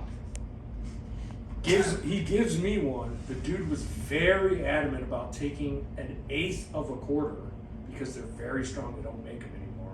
So that's what we did in the car. It's like, we're cool. Like, we're not gonna fucking call the cops on you. And I don't know if it was the methadone or I was just like in the moment. But when we went to go skate this park, the lights turned everything black and white for me. I remember you talking about that. And there's little kids running around trick or treating, and like it was just like this out of body experience that I was having, and it was like a great session too. Like it was like transition skating, and I'm like hitting all these crazy shit, and there's these two twin girls dressed as like sugar skulls, just standing like by a tree, staring at us skating, and like I don't know why. But like I always remember that, and they're just like no movement. I was just like, this is crazy. And then we leave the park, everything's in color, and it was like just so memorable to me. And just I had so much fun. It was like the most fun. Like I felt like I was like 9 years old, playing with my friends. This is so like we're having fun. Like we're on this trip, so free. I just remember being so free, and just thinking, wow, you could really only do this in America. Everywhere else you probably get arrested or die. Like China. Yeah. Wow. Jeez. Andy? I feel like I don't know, I don't have anything off the top of my head right this second because I gave a couple earlier about like the guy in the Corvette. Sure, and sure. the woman giving like That's a great one. money earlier. Yeah, like just the people being so nice. Woody and the people we stayed with in St. Louis. That was awesome. I It's don't know. powerful. All those moments are Yeah, powerful. I don't know if I can think of a single powerful moment Sure. other than some of those. That guy driving off in the sunset in the Corvette. That was a very earlier. powerful I already gave that one earlier. that so absolutely that was was cool. That's a great memory. Yeah, so I might skip this one because I don't. Cool. Yeah. If anything, then you could always just chime in. Okay. Hold on. Sure. I do have a memory. It's not like burnt in your brain, but it was pretty close to after you ruined your hip bombing down that mountain in San Bernardino. We went up that mountain. We were in Cali at this point, and we had to go down to get to San Bernardino. And we thought it was just going to be like Colorado. You know, it's going to be like one lane this way, one lane this way, one road. It wasn't. It was like they put the highway going up staggered on the Switchbacks. yeah, and then there was no shoulder. At the bottom, there would be a little bit shoulder, and you had to actually hug the mountain. But they were going 55. You know, it was a 55 speed limit, and they were, you know, we would wait for no cars, bomb it, hug the mountain. Wait for no cars, bomb it, hug the mountain, and then it was. You remember that? Yeah, That was scary part. You guys were. You almost got hit by a car then. Yeah. Again, I was also like I was terrified of that, and I was also going super slow. Yeah. You guys were crazy. We were flying. All you guys were just bombing and Me and I Otto was kept being a saying pussy. zoom to each other. You guys were. commercial. You guys were wild. I would just It was pass bad. them and just say zoom. That also actually reminds me of another moment when we were hiking in, I think it was Colorado, and we climbed to the top, or not almost the top. Mom Princeton. We almost climbed Yeah. to the top, but I was to so me, pissed. that was the top. And I remember seeing where we were at, and then there was like a little peak, and I climbed to the top. I had a bowl and some weed in my pocket, and I was like, I'm gonna meditate like a fucking monk on top of this Ooh. mountain. And I hit the bowl, and I sat there, and it started like clouds were roaming in, but I can't to this day figure out if it was the thunder I was hearing outside of me or within my mind, because I felt like a bubble Interesting. of like probably the altitude too, and just Altitude like sickness. low oxygen, but it was. And we also partied the night before. Yeah, We were we had super to drunk. run over. And I was like, guys, come on, like, we fine. that moment also stands out on top Yeah. in my brain, because it was, I like it was that. very like a good like grounding feeling. Sure. Like I felt grounded and like had purpose. So it was like, I like that. that's another one that I like a lot. Okay, next question is, what did the trip teach you? Who wants to start with this one? Okay, I could start. So, one of the biggest things that the trip taught me was, you know, we all sometimes get in our own head, and then, you know, I personally learned and realized, and going cross country, meeting a bunch of people, like talking to them, I have like this skill, and I say this all the time, like more when I was younger, not so much anymore, but I would talk to people and then I would hear what they're going through. But there is so much like suffering in the world, or I'm gonna say suffering, because sometimes we think we have it bad, but it's not. But So there's a lot of that going on, and that definitely taught me and put it on the radar. I was like, oh wow, like maybe I personally was going through some stuff, and just seeing that, I was just like, oh wow, so we're all going through. That really put it like solidified as like this is a thing, because I thought people were happy, like fully happy, whatever. I'm sure there are, but it's just like, oh my gosh, there's a lot of suffering or quote unquote suffering. Perspective. Perspective, sure, Perception. sure. Yeah. So that was my biggest it taught me biggest lesson. How'd that change you? That's a good question. Seeing all that, Well, personally, I have some stuff that I'm still trying to deal with. So it just put it on the radar for me. I would, without going into too much detail, I'm still working on it. But it says it's like, hey, like, it's just tough to like talk about. So, but we will talk about it after this, which I will talk to you guys about. So, Mine is one of the most powerful things is like if you have like a crazy idea and something that's just like seems kind of far-fetched, you don't know until you make that first action towards it, regardless of what it is. And just the thought of you bringing up like, hey, we should probably skate to Cali, and then just like us like, what the fuck are you talking about? And then actually like training, like what you guys were doing, like actually like, okay, this might be a possibility, and then doing it, like just setting the motion of achieving a goal is so powerful. And we as people like really got to understand that outside world is not like against us. Like we're like fish swimming through water. You know, like it just, you just flow with it. And like if as soon as you take an action step towards whatever your goal is, you're gonna achieve it. You know, like no matter how long it takes. It was 6 months. Yeah. Yes. You know, we had no idea like it would take us 6 months. we said 2 months. No, it was maybe 2 We had months. a 3 was ballpark. the We had a ballpark, We did but 60 days. like the actual effort of like just do it. Sure. You know, shout out Nike. Yes.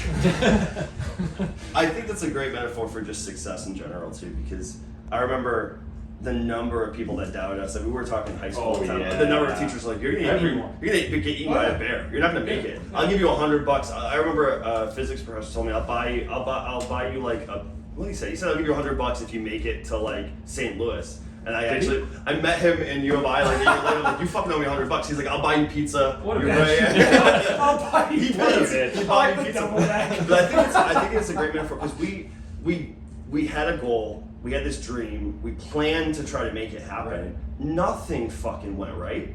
Nothing went right. Just fucking Everything we planned was bullshit. Like everything we trained for wasn't perfect. we training. tried though. But we kept going. effort, We yeah. just kept going, and we figured it out as we went. And it's so awesome because when you hear about like the most successful people in the world, that's how you build a Yeah, business. and That's how that's you what build you an do. empire. You just start. Yeah. You don't have to be perfect. You don't have a plan. You just go and you learn as you go.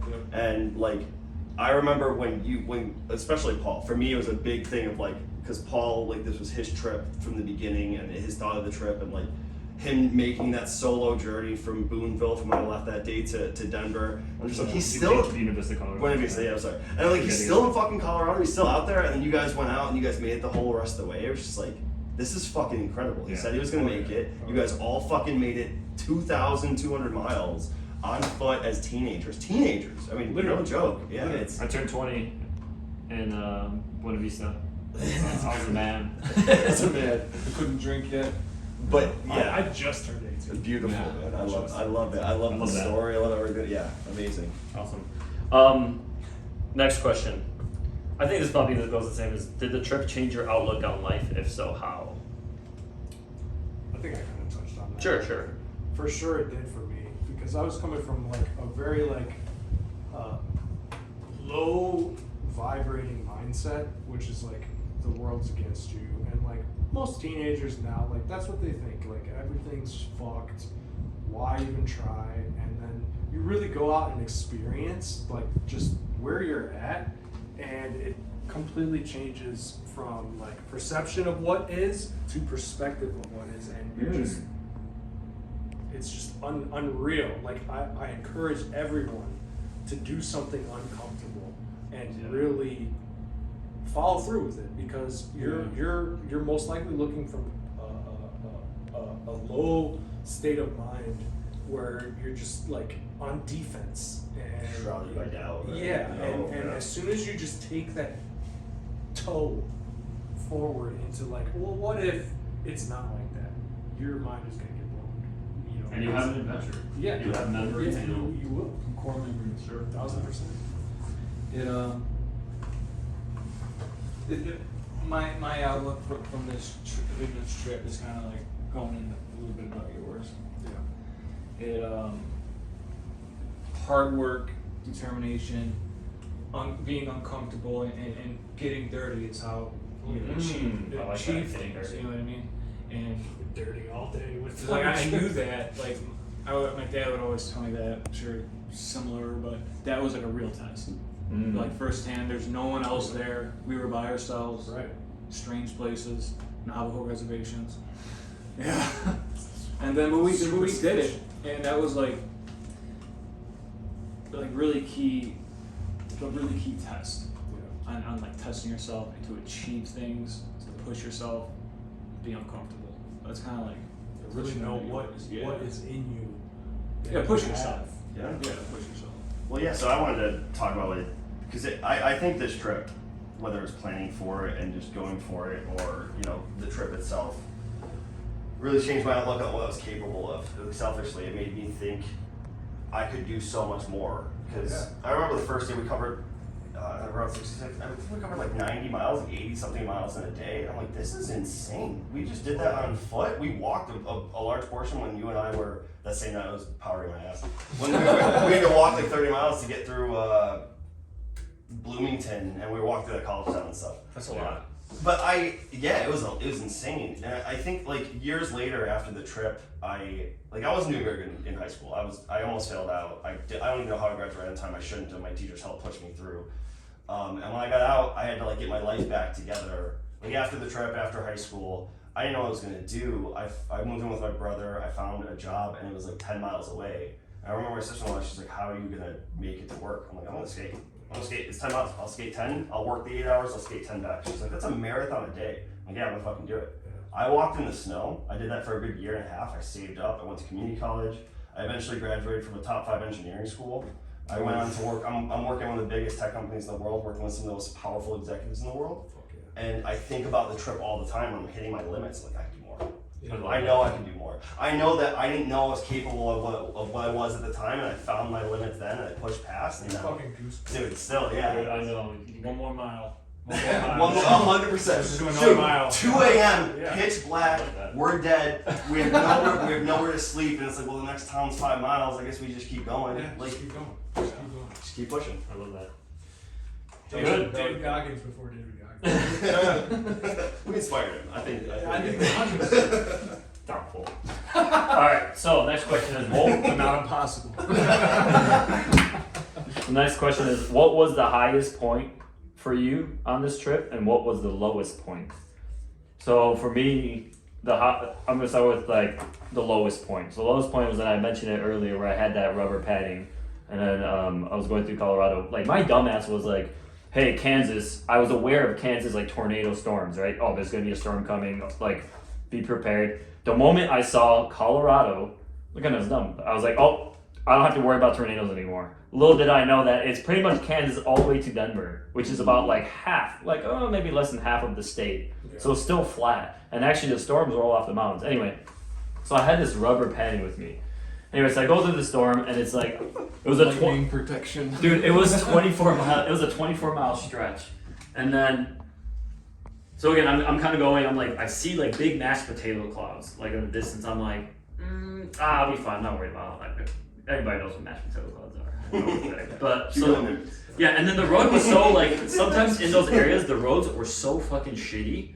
Either they were really nice shitty or like bad. This was recently paved, but it was very like rough and gritty I'm assuming for tractors and whatnot. So like on the road, like pushing, I would push 3 times and stop with that weight and everything. I was like, so I was walking it. So then there was like, it was about 12 miles into that journey. I was like, dude, the clouds were coming. I was kind of panicking, forgot, holy shit, what's happening? I remember a truck came up, And it was like, hey, there's gonna be a crazy like storm. Do you need a rider? Like, no, like this is how far like this trip has gone to. Like, I don't want to go into like this. And they're like, are you sure? Like, all right, good luck. And it's gonna be severe. And knowing you, if you did take it, you'd be like, we gotta go back to this. Sure. And then when the truck was driving away, it was like I was like, oh no, I'll be fine. And then there was like a lightning bolt, like right in front, like not in front of it, like in the distance. And I was like, oh my god. Like right when I was thinking, I was like, oh, I'm gonna be good. Like, oh, this will be fine. Lightning bolt. I was like, nope, no, you're not. Like, You sure, boy? so anyway, so I go. Got my rubber mat here. So anyway, so I go I'm through not this. scared of you. So and then in my head I was like, no, this storm, like I'm like, this storm better not happen. And it happened 12 miles in. I was like, I hope this doesn't happen. So like one way or the other, there's nothing around. So then I was like, I told myself like to not to breathe like too hard for some reason. I was freaking out. And then I had the little tarps that we had, the little hoodie tarps that we had. Mm-hmm. I was bear hugging the shit out of this like packing. And I even told myself like, don't think. I was like, don't think. Just it's gonna like somehow like attract the lightning, dude. I'm telling you. So anyway, so it was definitely my lowest point. And then I was just like, and after it was about like I don't remember how long it was, but there was a time where it finally passed through, and then I was like, okay, you start breathing, and you can start thinking. I was just so exhausted. I was like, dude, what the fuck am I doing? And it was just like so like, dude, this is so dumb. Like I was convinced that it was like the darkest guy that I had probably could have died. And then right after that, as I'm going, I didn't like look back. The sun came up, and when the sun came up, I just like it kind of like blinded me in like the face. And then I like looked back and I saw the most beautiful rainbow, and it was like such a low point because I was like, what? And then it just was like such like, speaking of goosebumps, and it was like, oh my gosh, like just that feeling. I got this light is flickering right now. This is kind of tripping me or this whatever. But like just look at these goosebumps. But that was my lowest, and then that was my happiest moment. Right back to back. Yeah. It was just Dude, like that. That's awesome. beautiful. Yeah. Survived. I did. Yeah. Life. Straight up. And solo too, man. Like, dude, how was it? Sorry to break into that, but how was it for how long? How long did it take to get from Boonville when we left you to Buena Vista? Where you were like, okay, I made friends. I'm here. Like, was it a couple weeks? Was it a month? It wasn't. I think so. I know I was in Kansas City, July 4th, July 5th. Hurricane Alex came during that time, and I remember I made a video to it. And I was like, "Fucking Alex, like still fucking with me." So I was. I knew he was Jewish. So I was there. July 4th, 5th, and then I actually got to Buena Vista, Colorado. It was so. Because you guys came back out, it was like October like 2nd or whatever, and it was 2 months before that. So it was I actually got there like August 2nd, so it was about 3 weeks. 3 weeks. Yeah, so 3 weeks. 3 so. weeks solo. Just, Yeah. Jeez. You guys have any other idea for like highest or lowest point? I got a lowest point for sure. Oh, I wonder what it is. I fucking remember. I'm fucking tired in this memory. Well, we'll see. I'm pretty sure it was Flagstaff area. We were near Flagstaff. Yeah, it's how we got to LA. What? I think it's how we got Is this when you broke the guitar? No. Oh. Okay, I just go. No. That's what I was thinking. It's a separate. I had a guitar and I broke it on my leg. That was a low point, but this point is lower. Okay. For you too, probably. All right, let's hear it. First of all, we were dumbasses. All of us. All of us. We all did it. We all did it, and we had no idea. Oh my god, I know exactly We all what did you're it. talking Hot about now. Okay, yes. Oh, okay. We had a That grill. was a hospitalization too. Yeah. We were in the hospital, all of us. We just Oh, got. I did not go. We just Oh, you didn't got. go? I didn't go, but my lymph nodes were swollen. We had. Oh, Alex just got out of the hospital already? Yeah. Oh, God. It was like a couple days right after. Or we had this little grill, and they would heat up they did steak on it before. We'd heat up cans of ravioli on it. We made nice coals in there, heated it up, and we were making stuff. It was fine, and we brought it in a hotel room with us, and we were cooking hot dogs there. We didn't. That was the problem, and we did it, and we all fell asleep. We didn't put anything on the grill. We're just like, it'll burn out. Yeah. We were just like, it's fine. Eating off of it, left it in there, fell asleep. I remember I woke up once and I was like, man, make another one right now. But we didn't. We all In the hotel room. with the grill. Yes. With the A charcoal grill. Yes. And it was warm enough. And you're leaving it while you sleep. He's getting midnight snacks. And Making a hot dog real quick, toast that bun. I remember that. It was, and then I remember we all woke up at about the same time, and I'm just projectile vomiting. Like it was so. I had the worst migraine of my life, even to this day, and I get them like often. It was. I've never had anything like I couldn't open my eyes and just puking. And Mike's, I hear him. Everybody. Bro, Everybody. I had so no idea bad. what was going on. Alex was just like, Oh, my stomach, dude. What the fuck? Dude, why are we all sick? Dude, my lymph nodes were swollen. I had a bad migraine too, and I don't get headaches. We jump in the truck and we're driving the no flight. one dies. No one died. I did stay at the hotel though. I was like, I'm just gonna push it through. I took some Deceptil.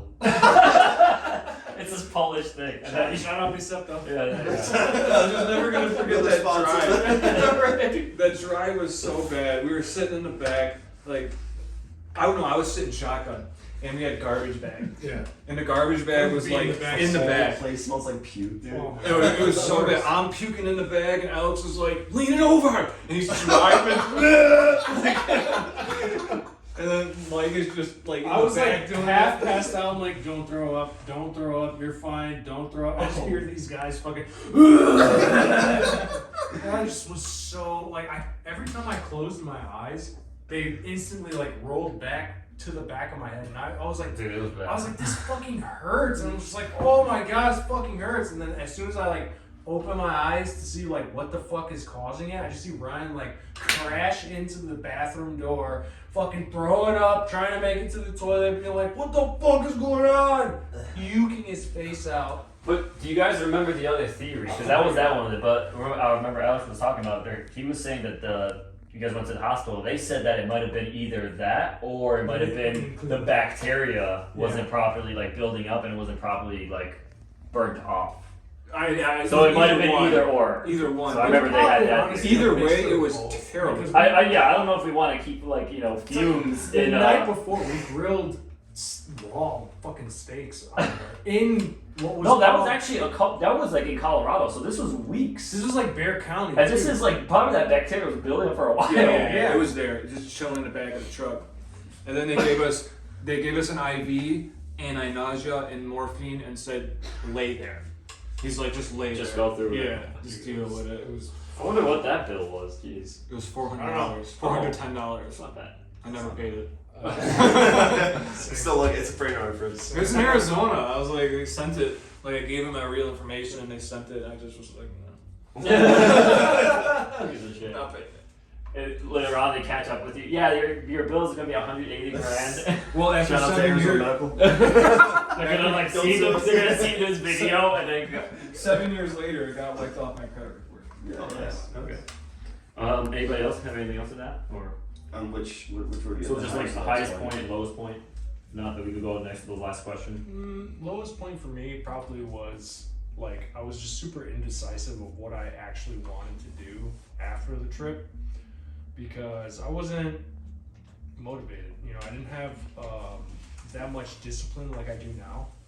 And me and Otto were talking about like just getting an apartment out there and just staying in California. And I had built up this relationship with my wife over the phone. You know, like we became and grew like as friends. And she's like, "Yo, what the fuck? Like you should come back. Let's hang out. You live on the other block from me. Like your mom lives on the other block from me. Like why? Like let's just come back."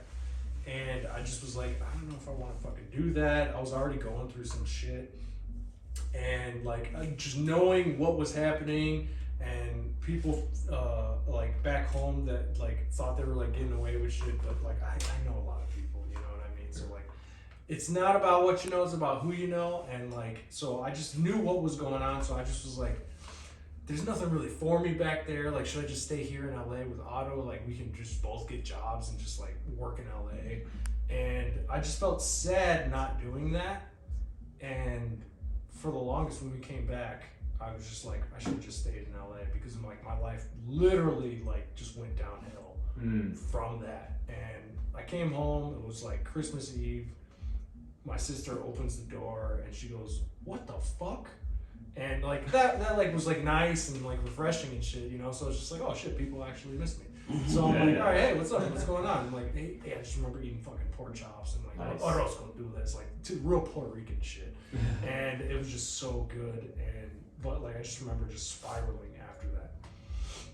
And that was probably like a low moment, like towards the end of the trip. But the high of the trip was like just being there, you know, around like what you were saying, like good camaraderie and like just building like that brotherly love type shit, you know. And like I didn't really have older brothers or even like brothers at all. Like I mean I do shout out Adam, Vinny, you know, like I have brothers, but like I'm 10 years older than my youngest Maybe brother. you'll connect with them. I'm 5 years older than my second youngest brother, you know, and like there was just a lot going on. So like to have that and that perspective was just really, really nice and like refreshing. I love that. It honestly like helped me survive a little bit more. A little bit And longer. look at you. Stay here a little bit longer. Yeah. You're doing great. Yeah. We would just pile in the back of that Silverado. It's not a crew cab. It was an extended cab, so it had a smaller cab. And Mike would just lay down in the back, and me and Otto would sleep in the front. Yeah. Alex and Paul would sleep in the back. And they were They get the full hot bed. box in the fucking bag. And then, you know, I had the seat all the way back, just on his legs. Otto had the seat like all the way back, like crushing his head. And it was just like every, you know.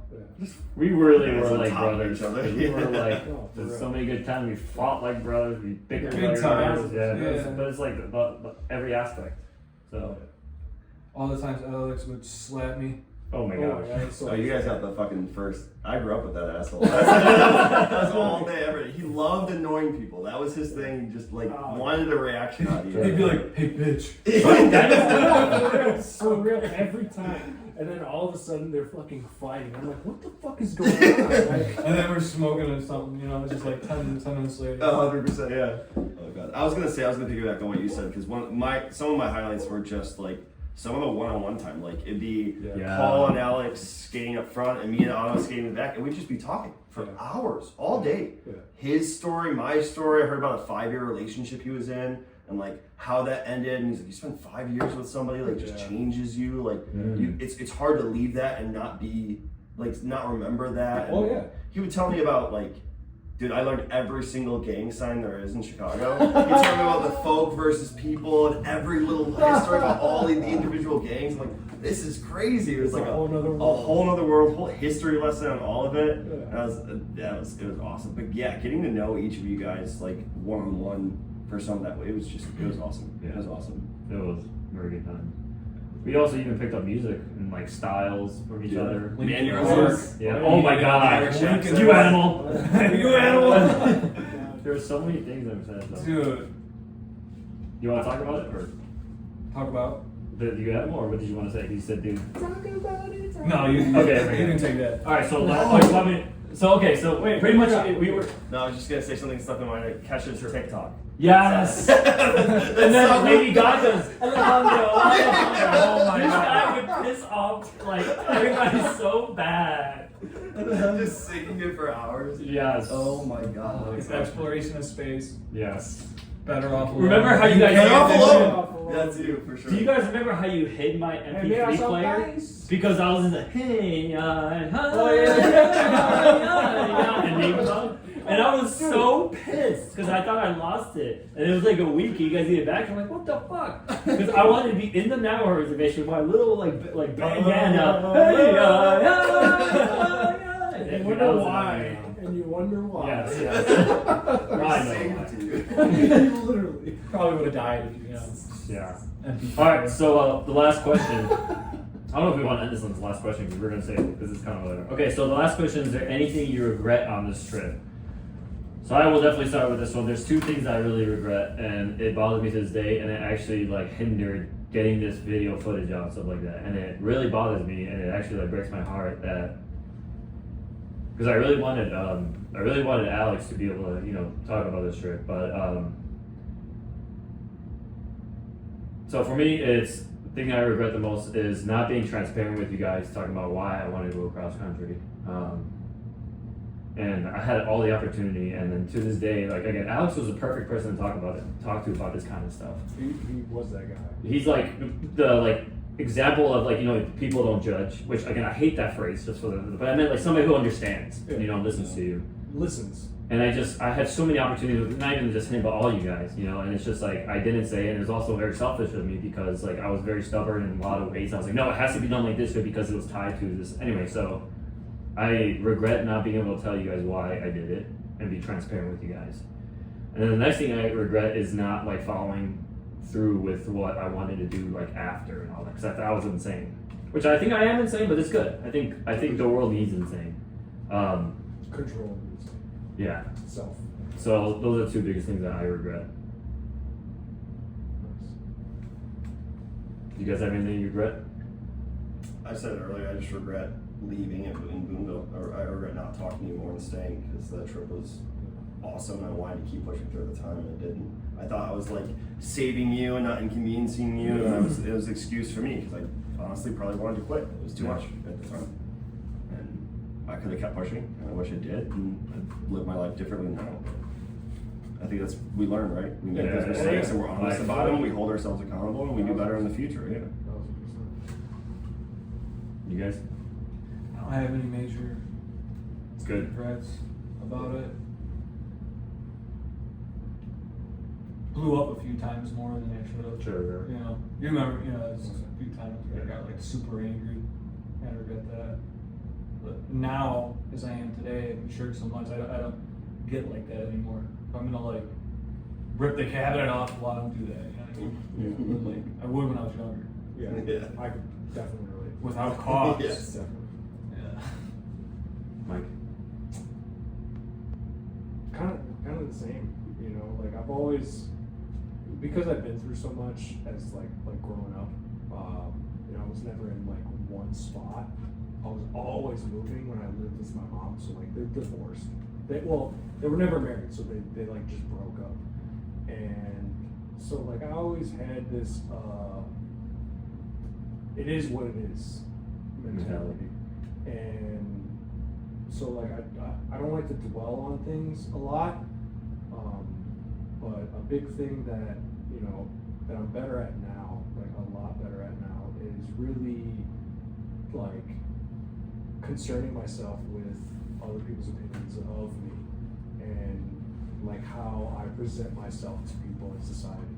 So it doesn't really bother me as much now. Back then I was very like, well, if I'm being this way, like it should cause a reaction to be for the other person to be that way. So it was like a control thing, I guess you can say. And it just was hard for me to really understand that and like know like people are entitled to everything that you're entitled to. Don't be so judgmental, don't be so hard on yourself, and just kind of like flow. Just flow with what things are going. You want to strategize instead of plan, because plans fail, and when a plan fails, what do? You got to strategize against how you're gonna deal with that. Yeah. So. Only those answers. Do we want to talk about some other things? And I think we should end on a positive Oh yeah. feeling or whatnot than like regret. I mean, I have when it comes to like this trip, if I have something to say as a last thing, it would be if you have a goal, and I think like definitely you three know about this, you just go for it. Yeah. Don't sit there and like think about it forever. Like, oh, I need Do this something. and this. I need this and this before I can do this. You got okay. What Yeah. can you do and just do it? Because it's never gonna happen unless you take that step. And sometimes the step is risky depending on the goal. Yeah. But to anyone, it's just you have something you want to do, go for it. That's what this trip was good for. Yeah. Let's skate to California. Yeah. Boom.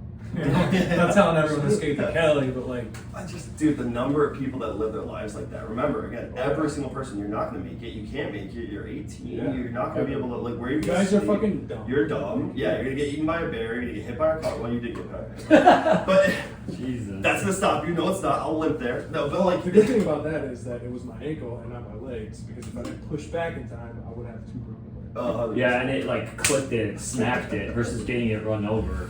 And it didn't really hurt. Really? It didn't really hurt. at the time, and then That's all adrenaline. oh, It's 100%. all adrenaline. 100%. Yeah, but where was I? Just piggybacking off what he said, man. You just everybody sat there questioning us. Most people live their lives doubting and doubting themselves, and then they Sure. yeah, and then Oh, that's a they big one. take that out onto other people. That outward projection of like, I don't think I can do it, so you definitely can't do Ooh. it. Yeah. I don't care. Yeah. I'm gonna do it. I'm gonna try. I'm gonna fail multiple times along the way, but I'm gonna try. But I'm gonna do it. Yeah. You know, I'm gonna make the effort at least to do it. You know, because I'm with that 100%. You'll Don't never know. subscribe to other people's like thoughts about what can and cannot be done. Nobody fucking knows until you actually do it. Well, one phrase that sticks in my mind a lot nowadays is shoot for the stars and land on the moon. Like, Yeah. even if you don't hit your Mars. goal, shoot for the stars and land on Mars. Hey. Even if you Shout don't, out SpaceX. even if you don't hit your goals, you're gonna learn so much along the way, and you're gonna see progress. And you're either gonna get somewhere that is acceptable and you're happy about, or you're gonna learn enough that when you try somewhere else, you're gonna get there way faster because you Oh, win. yeah. Like all of the skills you learn along the way that you can translate into other things. Like, people think they're wasting their time Yeah. when they go for a new job, or they're going for a certain career. Like, oh, I got my degree in biology. What am I gonna do with that? I can't. Like, you learned a lot on the way. Right. You have a marketable skill. You proved that you could do something for 4 years, stick to it, and get like a You good got that grades for it. discipline. Yeah, you have discipline. You have proof of it. Take that. You know, Yeah. take what you learned and apply it, and also take that as a story of what you've done to show that you're worthy of this next opportunity, or you're worthy of learning what you need to learn for that next opportunity. Branch I'm out. coachable. I can learn more. Right. I push myself. I'm ambitious. I'm passionate about this thing. I think so many people just limit themselves because of that self-doubt. And Yeah. Yeah.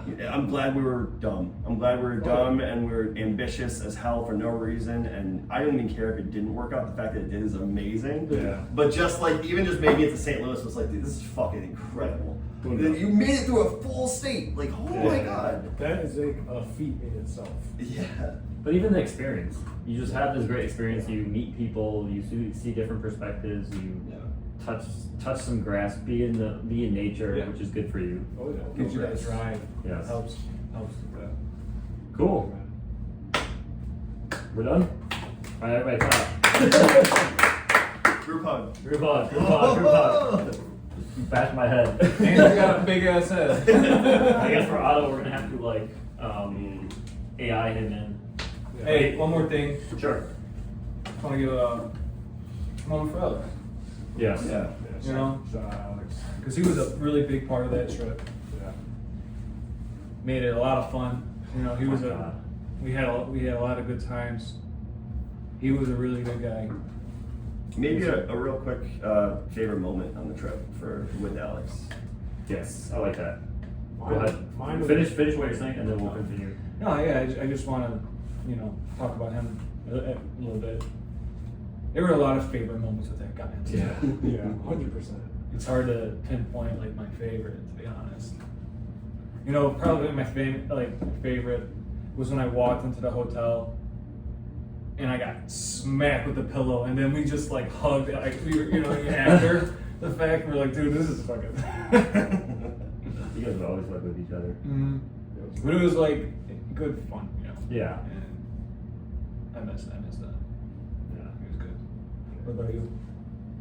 Mine was probably because when we were skating back and we met that Navajo dude, he just gave us 40s. I have the blunt in my hand, and we like look at each other like, should we fucking take this? And we're just like, what the fuck? Like, we're already like skating to California, might the fuck as well. And like, just me and him just like walking and just like, I'm passing him the blunt, we're fucking drinking the 40s, young as fuck, like. it was just so much fun. Like that brotherly love like came in, you know, where you're like, yo, like this is guys, like we're just chilling. We'll catch up to them in a minute. Like it's all good, dude. Like it was just like peaceful. And I just remember Alex cracking so many fucking jokes and just laughing every fucking time I was with him. I'm just like, dude, how do you think of this shit? Like, Hey, bitch. Like, Hey, like, bitch. it's so- Brilliant. And it would be to like strangers, and I'm like, dude, what are you doing? Like, why would you? And like, it goes back to me like being concerned about what other people view, and he was just like wholeheartedly himself, and I appreciate, he was. I appreciate him so much for that. He was a one of a kind. My favorite moment with him, hands down. Again, we're traveling together, and again, he's just a very caring guy. He's very like always making sure that everybody around's aware. He chewed my ass out a couple times, which you know I needed. Oh, yeah. But like favorite time, hands down, was we were going down Wolf Creek Pass, and then there was like a switchback. So I'm kind of looking over there like, oh, dude, like we could just hike down this thing. This from the top didn't look that steep. I was like, why do we go around there? We could just go down this, and we don't have to go all the way this way. Because it's like super aggressive, and it was just like skating down it was just the percentage grade was so aggressive, it goes fast. So I was just like, yeah, we could totally do this. Like, I don't know. I was like, but then I was like, no, let's do it. Being stubborn the way I am, and he was like, all right. I was like, you go first. Anything about the Castile, dude, you guys could take a hit. So I was just like, all right, he's gonna go in. So he's going. He's going to the side, and I'm like going. I'm like, oh no, in my head, like, dude, this is steep. This is not gonna work out. And I'm like, as I'm going down, I'm like rattling and making some like rock get loose, and they're going down, and they're like pelting, and it's like, ah! And I'm just like, oh my gosh, I'm like concerned, but I'm also laughing at the same time. And then he's just like, he's also like, but he's laughing. So we go all like, we go down, dude. Oh my god, that was my most favorite moment. He'll fucking hit you with the you bitch. Yeah, dude, and he was just like, but he just laughed it off. He wasn't intentional. Like, oh, I'm so sorry, I laughed. Oh my god, you good? But it was just, oh god, if I could like experience that again, that was just my favorite moment. You bitch. And it was always you bitch. He's like, oh my god. I barely remembered it until I rewatched some of the footage when you first sent some of the footage out, and us fighting in that pool. He just kept trying to throw me in the pool and take my shirt. I'm like, get the fuck away from me! I love that You're being video. so annoying. He's just like chasing me. I'm like, stop! Just that's our childhood. Just always leave me the fuck alone. Get away from me. Yeah. No, give me a hug. Get away! I fucking love you, bro. I love you, bitch. I love you, bitch. Hug your brother. Oh god. That's great, man. That was a good way to, definitely a good way to end it. All right, group hug again? Watch your head. Yes. Don't touch his What did I shit. do? Yeah, hard head. No, I bashed his head. Don't touch his shit. Boom, Ryan, right, yeah. Ryan gets Yeah. Thanks, No, guys. no. It's the fingerprints. That's it. Don't touch it. No, don't fucking do it. Oh, it swallows one whole. Oh, fuck. All right, so. What's up, Otto? Long time no see. What's going on, brother? This is for Well, I've been missing, man. I know, been a long time. You look good. It's been a long time. Dude, super long time. We gotta get together soon. Yeah, I'm probably not going to Colorado soon, so. well, I'm actually in California now. Oh, even better. I'm gonna be in Vegas, so I'll be right down the street from you. Yeah, you're always going to your pool tournaments, right? Yep. Okay, so so we got together. You unfortunately couldn't make it to it. Life happened. Yeah.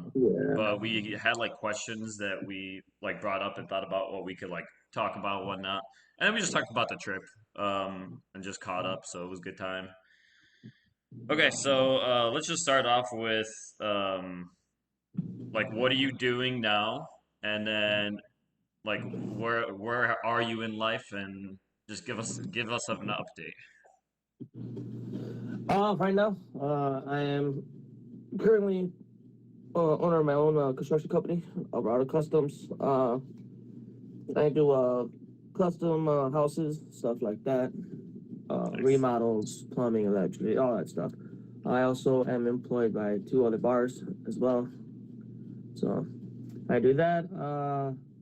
I'm an aspiring pool player trying to go pro. You good? You good? As you guys know that. Um, I'm married now. Nice. I have a wife, a beautiful pit bull, a house, a pickup truck. A long way from just a skateboard. You know what I mean? Yeah. Cool. Cool. Okay. The next question is,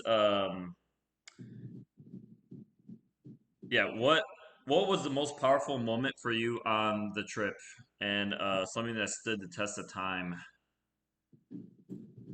would you say? The most powerful moment. Yeah. Huh. That's a tough one. Yeah, yeah, yeah.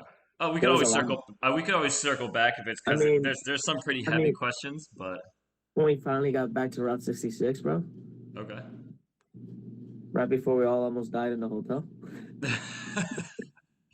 Was this in where do you remember what state exactly? It was Arizona, Okay. like right outside of Seligman, no?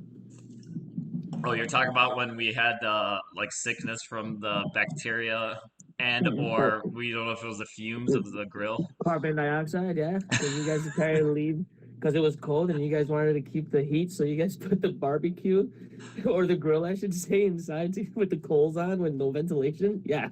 That I time. think it was because the doctor said that they thought it was because we didn't clean the grill well. No, it was carbon poison. You guys were breathing in the fumes with no ventilation. All right. Luckily, me and who was it? It was me and Miko that woke up. I was like, this smells funny. Why do I feel this way? It's so funny. When we met up, that's what everybody was talking about too. We brought that up too. Everybody went to the hospital except me. I took fucking Deceptil. I don't know if you remember that, but Yeah, that was Seligman, I believe. That was when we first got back to Route 66. yeah. And it was me, you, Ryan, and Mikey that skated that all the way to the hotel. Yeah. That was, because we were on back roads, dude. Oh my God. Those roads suck. How many back rows we've already been on? Yeah, dude. That's so funny. Okay, what did the trip teach you? Like, Oh, resilience, bro. 100% resilience. I mean, I fought as a kid, I was a boxer and all that stuff, and that's different. But when it's literally just you and your homies and you're out there and that's it, it's totally different. Like enough resilience that it taught me that I could do anything as long as I put my mind to it and just fucking, push through. Let's go. Like, nice. let's keep it pushing. Remember, on my skateboard, it said keep pushing on there. Yep. I still have it. That's every time I feel like down and out, bro. I just remember the trip. Like, yo, perfect example when I joined the army. Same thing. When I was in the army, it was funny. My sergeant's like, all right, we're gonna go ruck 7 miles. I was like, it's nothing. You know what have I done? Yeah, he actually didn't believe me after I graduated and everything. We became friends because you're not friends in the beginning. After Okay. I graduated, I told him everything and I showed him the videos. He's like, "You guys did what?" He's like, "No wonder, no wonder you were able to just keep rucking." I was like, "Yeah, we went through some stuff together, man." Yeah, I we did. miss those days, honestly. Like I tell my wife all the time, like she always asks me, like, why do you work so much and how can you work so much? And I tell her all the time, gotta do what you gotta do. In life, you gotta keep it pushing. See, it's so wild that you have that drive because, like, dude, I honestly work is a drag. I don't know, it's kind of I mean, interesting. if you're doing something you love, it doesn't really become work. I You know what do, I I mean? do. I could be in a better situation, but it's just like I don't know. It's very interesting. I'm in like in a season of life where I'm just like, ugh, I just want to play all the time. Anyway, um, interesting how things I change. don't. I barely even skate anymore. I haven't picked up my board all year actually. Last year I actually did pretty good. I did a front side 180 5-0. Okay, Front 180 switch 5-0. Big spin out. It was dude, pretty cool. I you felt like a like boss. looking back on like especially I don't know if you've been like looking like the episodes and whatnot, but dude, you always killed it, especially in Vegas. Like all the tricks when I was going editing, like you were the one that was always making clips. I was like, God damn it, fucking Otto, it's just clips. So, do you remember that ollie underneath that bridge? Of course you remember that ollie. Oh hell yeah, I do. I was the only one short enough to be able to do it. Yeah, but to be fair, I think you're the no. Mike probably would have been able to do it because he's pretty good at it. I would not be able to ollie a gap like that. I don't know about Alex, maybe Ryan. But Alex definitely not. Ryan maybe. yeah, Mikey for sure could have. Yeah. yeah. Okay. This is kind of similar to like what did the trip teach you, but did the trip change your outlook on life in any other way besides what you talked about? Yeah, it did. I mean, growing up where I grew up, I thought everybody was an asshole, and then Okay. and then the further south and west we went, the nicer the people got. Yeah, and then I mean, it was awesome. remember the first day and right like that guy the second day that actually gave us money in that Corvette. Yeah, Dude. yeah. And then there was that lady that drove off after she gave us, I think it was like $300 or $400, and she just before we even got the camera out, she was gone. Yeah. Then the lady came back with McDonald's for us. Oh, the first day, dude. First day. Officer Gettings, Willowbrook Springs. Yes. Right? That was Yep. his name, Officer Gettings, Willowbrook Springs. He was the first one to help us out. And because his son was a skateboarder, so he had to sign some stuff for him, didn't he? Yep. Or we took a picture with him too. Yep. And he brought us back like Pringles and stuff. That was cool. Yeah. It was cool to see that version of like the police, because like I grew up so clouded by judgment where I was living. And then I saw the other side where it's like, dude, they're not all like that, like there's really nice cops out there and stuff like that. And it was super generous at that time. That's Sure. what kind of started the whole like, all right, this is gonna be a fun experience. Like I knew it was gonna change my whole life. No, for sure. Like that experience was there's so many nice people. That was just the beginning. We didn't even know what we're gonna experience too. Yeah, he was the first one. He was, especially in a big city like that. So, because usually like we experience more like nice people in like like away from big cities. But he was actually, you're right. He was actually the first one. So. Shout out to Officer Gettings, by the way. He's the man. Yeah. Heck yeah. Okay. What was the highest point for you on this trip, and then what was the lowest point for you on this trip? Highest point. So let's start with the lowest. The lowest was blowing my knee out. That was kind of the low for me. What was? When I blew my knee out. Okay. Was it right outside of it was right after Springfield? Verdon, Illinois. I think it was Verdon, yeah. Yeah. Because we were at Skate Skanks. Shout out Skate Skanks. Yeah, I haven't been there since. Mm-hmm. I don't even know if it's still around. Yeah. We were there, and then we traveled for I think like another day or two, and then my knee just swelled up bad, and I couldn't. That was real low. For We me. even had two rest days, hoping it could rest. Remember? Yeah, and it was just blown, and that's like coming back after just fighting so much. That was like, that's what hurt me, and I was like, dude, I'm not doing that again. So then when we met back up, I was like, all right, I'm following through. I don't care if this knee blows, I'll skate switch. I don't care. I'll get on my ass and just push with my hands. I don't care, but we're making it. Nice. That was the lowest point for me. The highest point, besides when we finally made it, was I think after what was that? Was it Kingman that we left? And it was all like after the Four Corners. Okay. It was all downgraded going into the Grand Canyon. No, the Hoover Dam. Well, the Four Corners is it's actually on the east side. But yeah, you're right. Kingman was on the way. It was Kingman, and then it was going to Vegas from there. So like when we were going into the Hoover Dam, when it was all downgraded and we didn't have to push, that kind of like, not because we didn't have to push, but more because like I knew it, like we're there, like we're going back to sea level now, like that's it, we're gonna make it, Dude, and that was new construction too. We got so lucky. Dude, I had That like was new tar construction? built up on like, cause I was like, we were going fucking fast as fuck, and then you know how you put your foot down? I had Dude, tar. when I saw the cars going back and we're passing the cars, I was like, that's it. There's no stopping now. We're already going. Yeah. Dude, that was a fun time, man. That was a good time. Okay, so go ahead. Another down one was when I looked like Jesus Christ. Remember? Oh, yes. You look like Jesus Christ right now. Trying to hold on to that yellow ball for Mike that had he put the Krillin dots on it. Oh, that was great. That was a good one. Oh man, we still have to go back to Chimney Rock, that To what? restaurant there.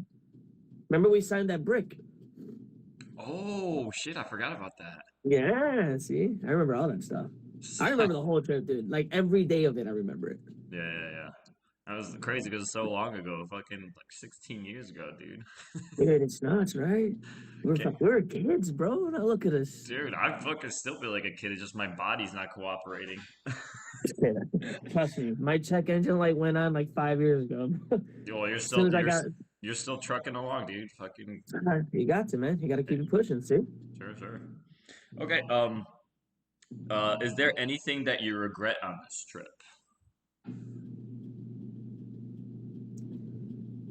No. If I was gonna say anything that would come close to a regret, would be that we weren't able to show the world at the time what we were doing, Sure. and that we weren't able to have other friends that wanted to come with. That's like the only thing that I would say, and it's not even a regret. It's just like, it sucks that we weren't able to do that. Oh, shout out to Arizona. They helped us out too. Uprise, my homies. Yep. We yeah, actually it was- like some of the last clips we did. We went to Uprise and then we got a clip of them. So Yeah, Ken and Uriah. Yeah, Those yeah, guys are yeah. awesome. that was your connection. I grew up with those cats, man. Oh, Skated all wow. the time. Yeah, remember I went to Clemente High School. I was right down the street, so that's where me and KJ Hallman, we used to go there all the time. Oh, interesting. I did not know that. That's how I met what's his name. Ah, God damn it. We'll go back to that, but that's how we got into the barracks. Remember? Yeah, no, oh, absolutely. Yeah, right. And it was also what was her? Yeah. What was her name? Shannon? Chelsea.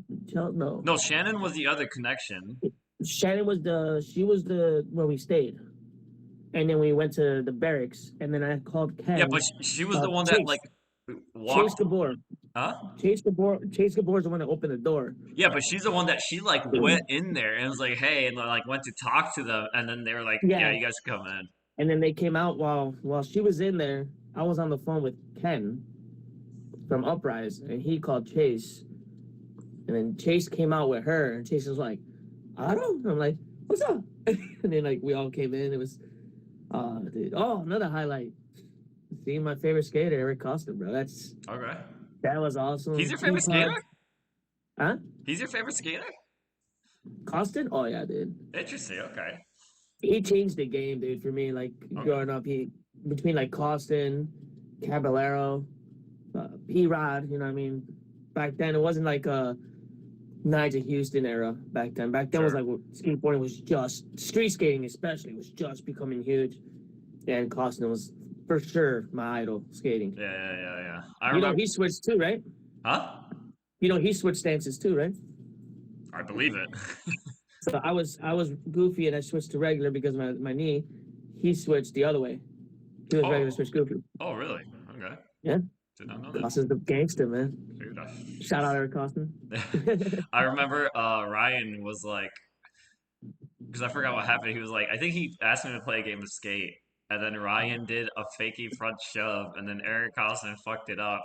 And then Yeah. Ryan was like, dude, you fucked up on a fakey front shove. He was like man. ripping on him. That was funny. Remember when I did the kickflip over that red bench and the stairs? Dude, everybody, I was even mentioning, everybody was skating like gods in the barracks, except for me. Like, you guys were doing crazy shit. I was just like, what the fuck? Because they say you feed off of people's energy, and I'm sure there's pros, and we're all like super excited, but you guys were all next level, and I'm still like, I was still like normal.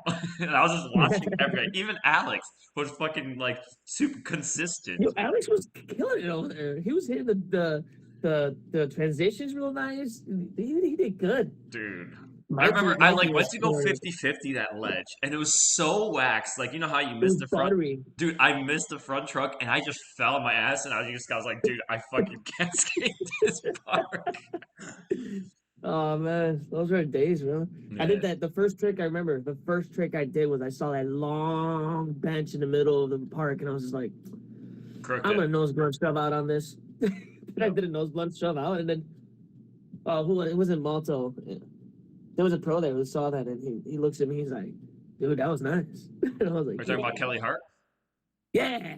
Because My remember, boy. he was filming his battle commander part at that time. We got to watch it. Yeah, we saw that clip. We were just there like watching when they were like going at it. That Dude, was so awesome. I know it took him so long for one strike. It was fucking wild. Dude, he did he saw me do the red bench, and then he did the red bench on the stairs.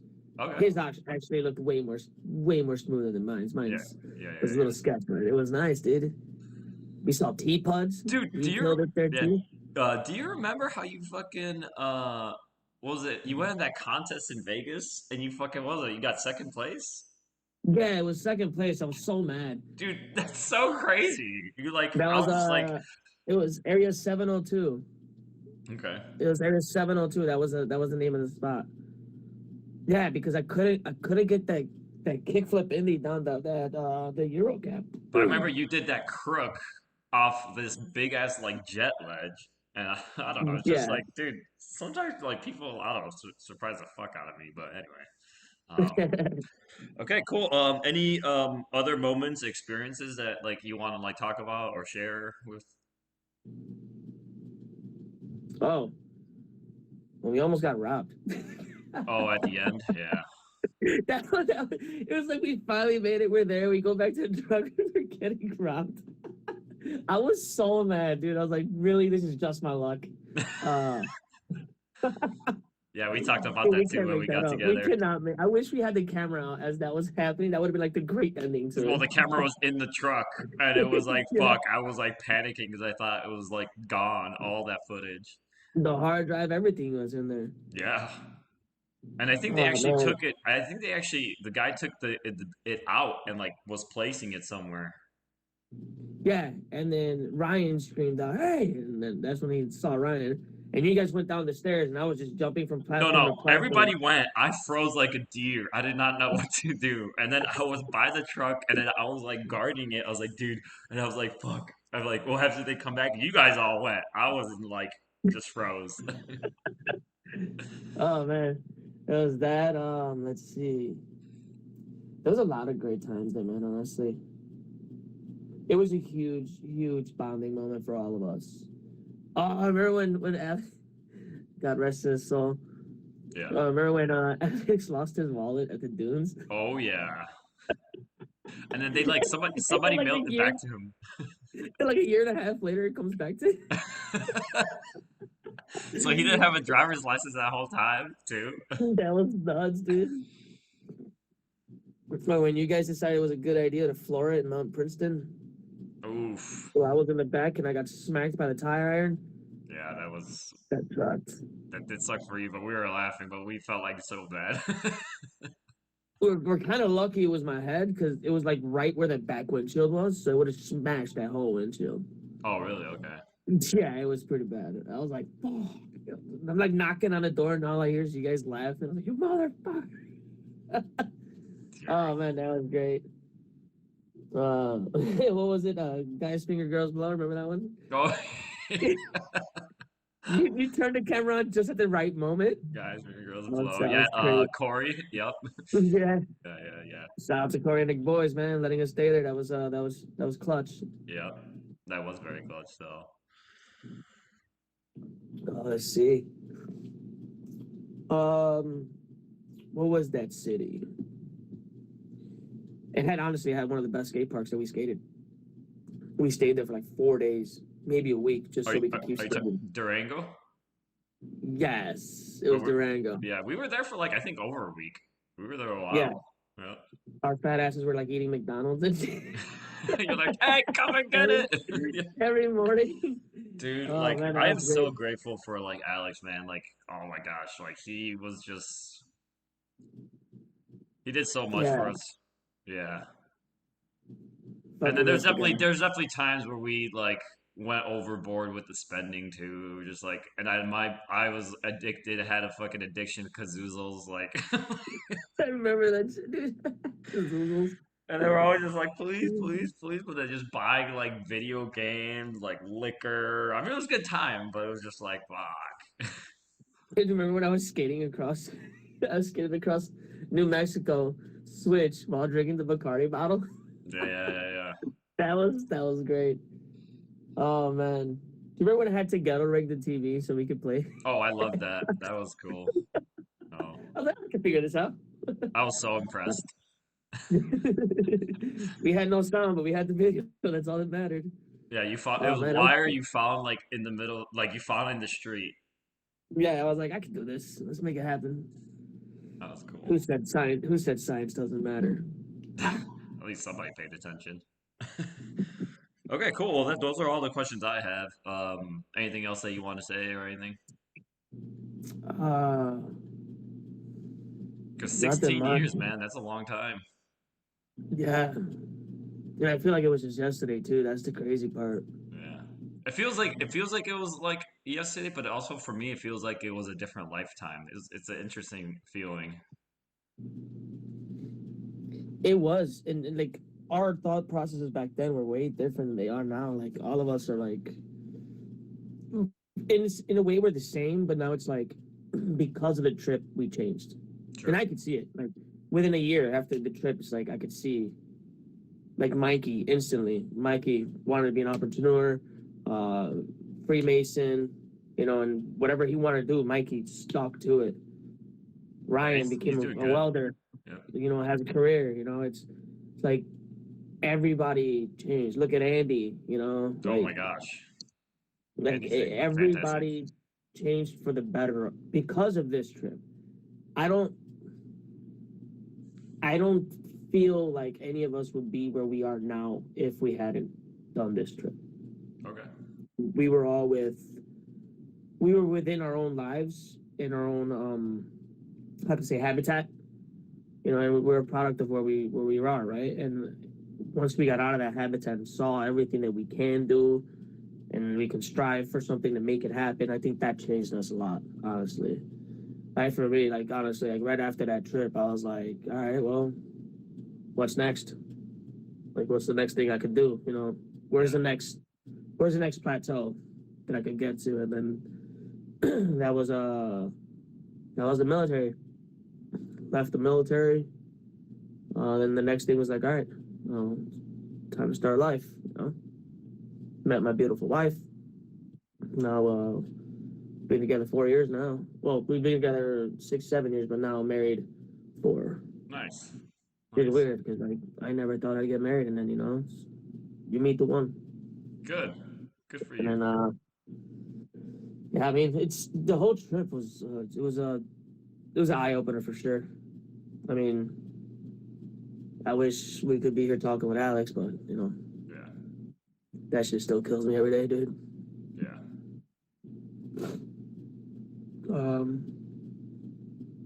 Yeah, dude. I mean, this trip was the greatest thing that ever happened to me, besides my wife. No, that's Let me fine. say That's that. fine. I'm only gonna be offended a little bit. I'm just Yeah. kidding. No, she's gonna laugh when she sees this. Yeah. Yeah, no, dude, it was best thing, dude. And I'm Awesome. glad we all got to experience it together. Yeah. It all worked out in its own perfect way. So If I were to redo this trip again, I wouldn't do it with anybody else. oh, same. Same. Wouldn't do it with nobody else. Okay. Add extra people is cool, but no, the same core is the way I would do it. I wanted to go from Cali down, and ironically enough, or from New York down. My wife okayed it. Oh, really? Yeah, but I have too much, man. I can't. It sucks being an adult now. Sure. Responsibilities. And again, Did like, you hear about that? Did you hear about that guy that went from Cali to New York? yeah, I did. I heard a couple. Well, I heard there were 2 kids going from Venice to. Well, apparently it's this guy named Chad Caruso that went from Venice to like Myrtle Beach or something like that. And then there was 2 There's kids that went from like LA or to New York. And then there was yeah. another guy that went from it's like John Underhill or something like that, but I was actually following him, and then he went from like North Carolina to Los Angeles, and then he was like, "Hey, I'm dropping a bomb. I'm gonna not only go to this, but I'm gonna go all around." But I guess he went up. He was gonna go skate all around America, but then he started going up north, and I guess he got fucked up with his like with his leg or something, and he like flew back or something. But So the kids that went from Cali to New York, like I was following the guys, and I told them, I was like, hey man, come by the house. I sent them a message. I was like, yo, my boys and me, we went from Chicago to Cali. It's like, dude, this is awesome. Like, if you want to go up on the way past Chicago, let me know. You're more than welcome to stay at the crib. Dude, I look back again. He was in New York like 3 weeks later. I was like, It was 2,741 miles from Chicago to Cali. San Diego, specifically. 9th and B Street. Yeah, we I went. remember that. 9th and B. It's also where you saw Roddy Mullen. Oh, I thought I saw Roddy Mullen. A guy named Andre who's selling something purple, something. Yeah. That's Kush.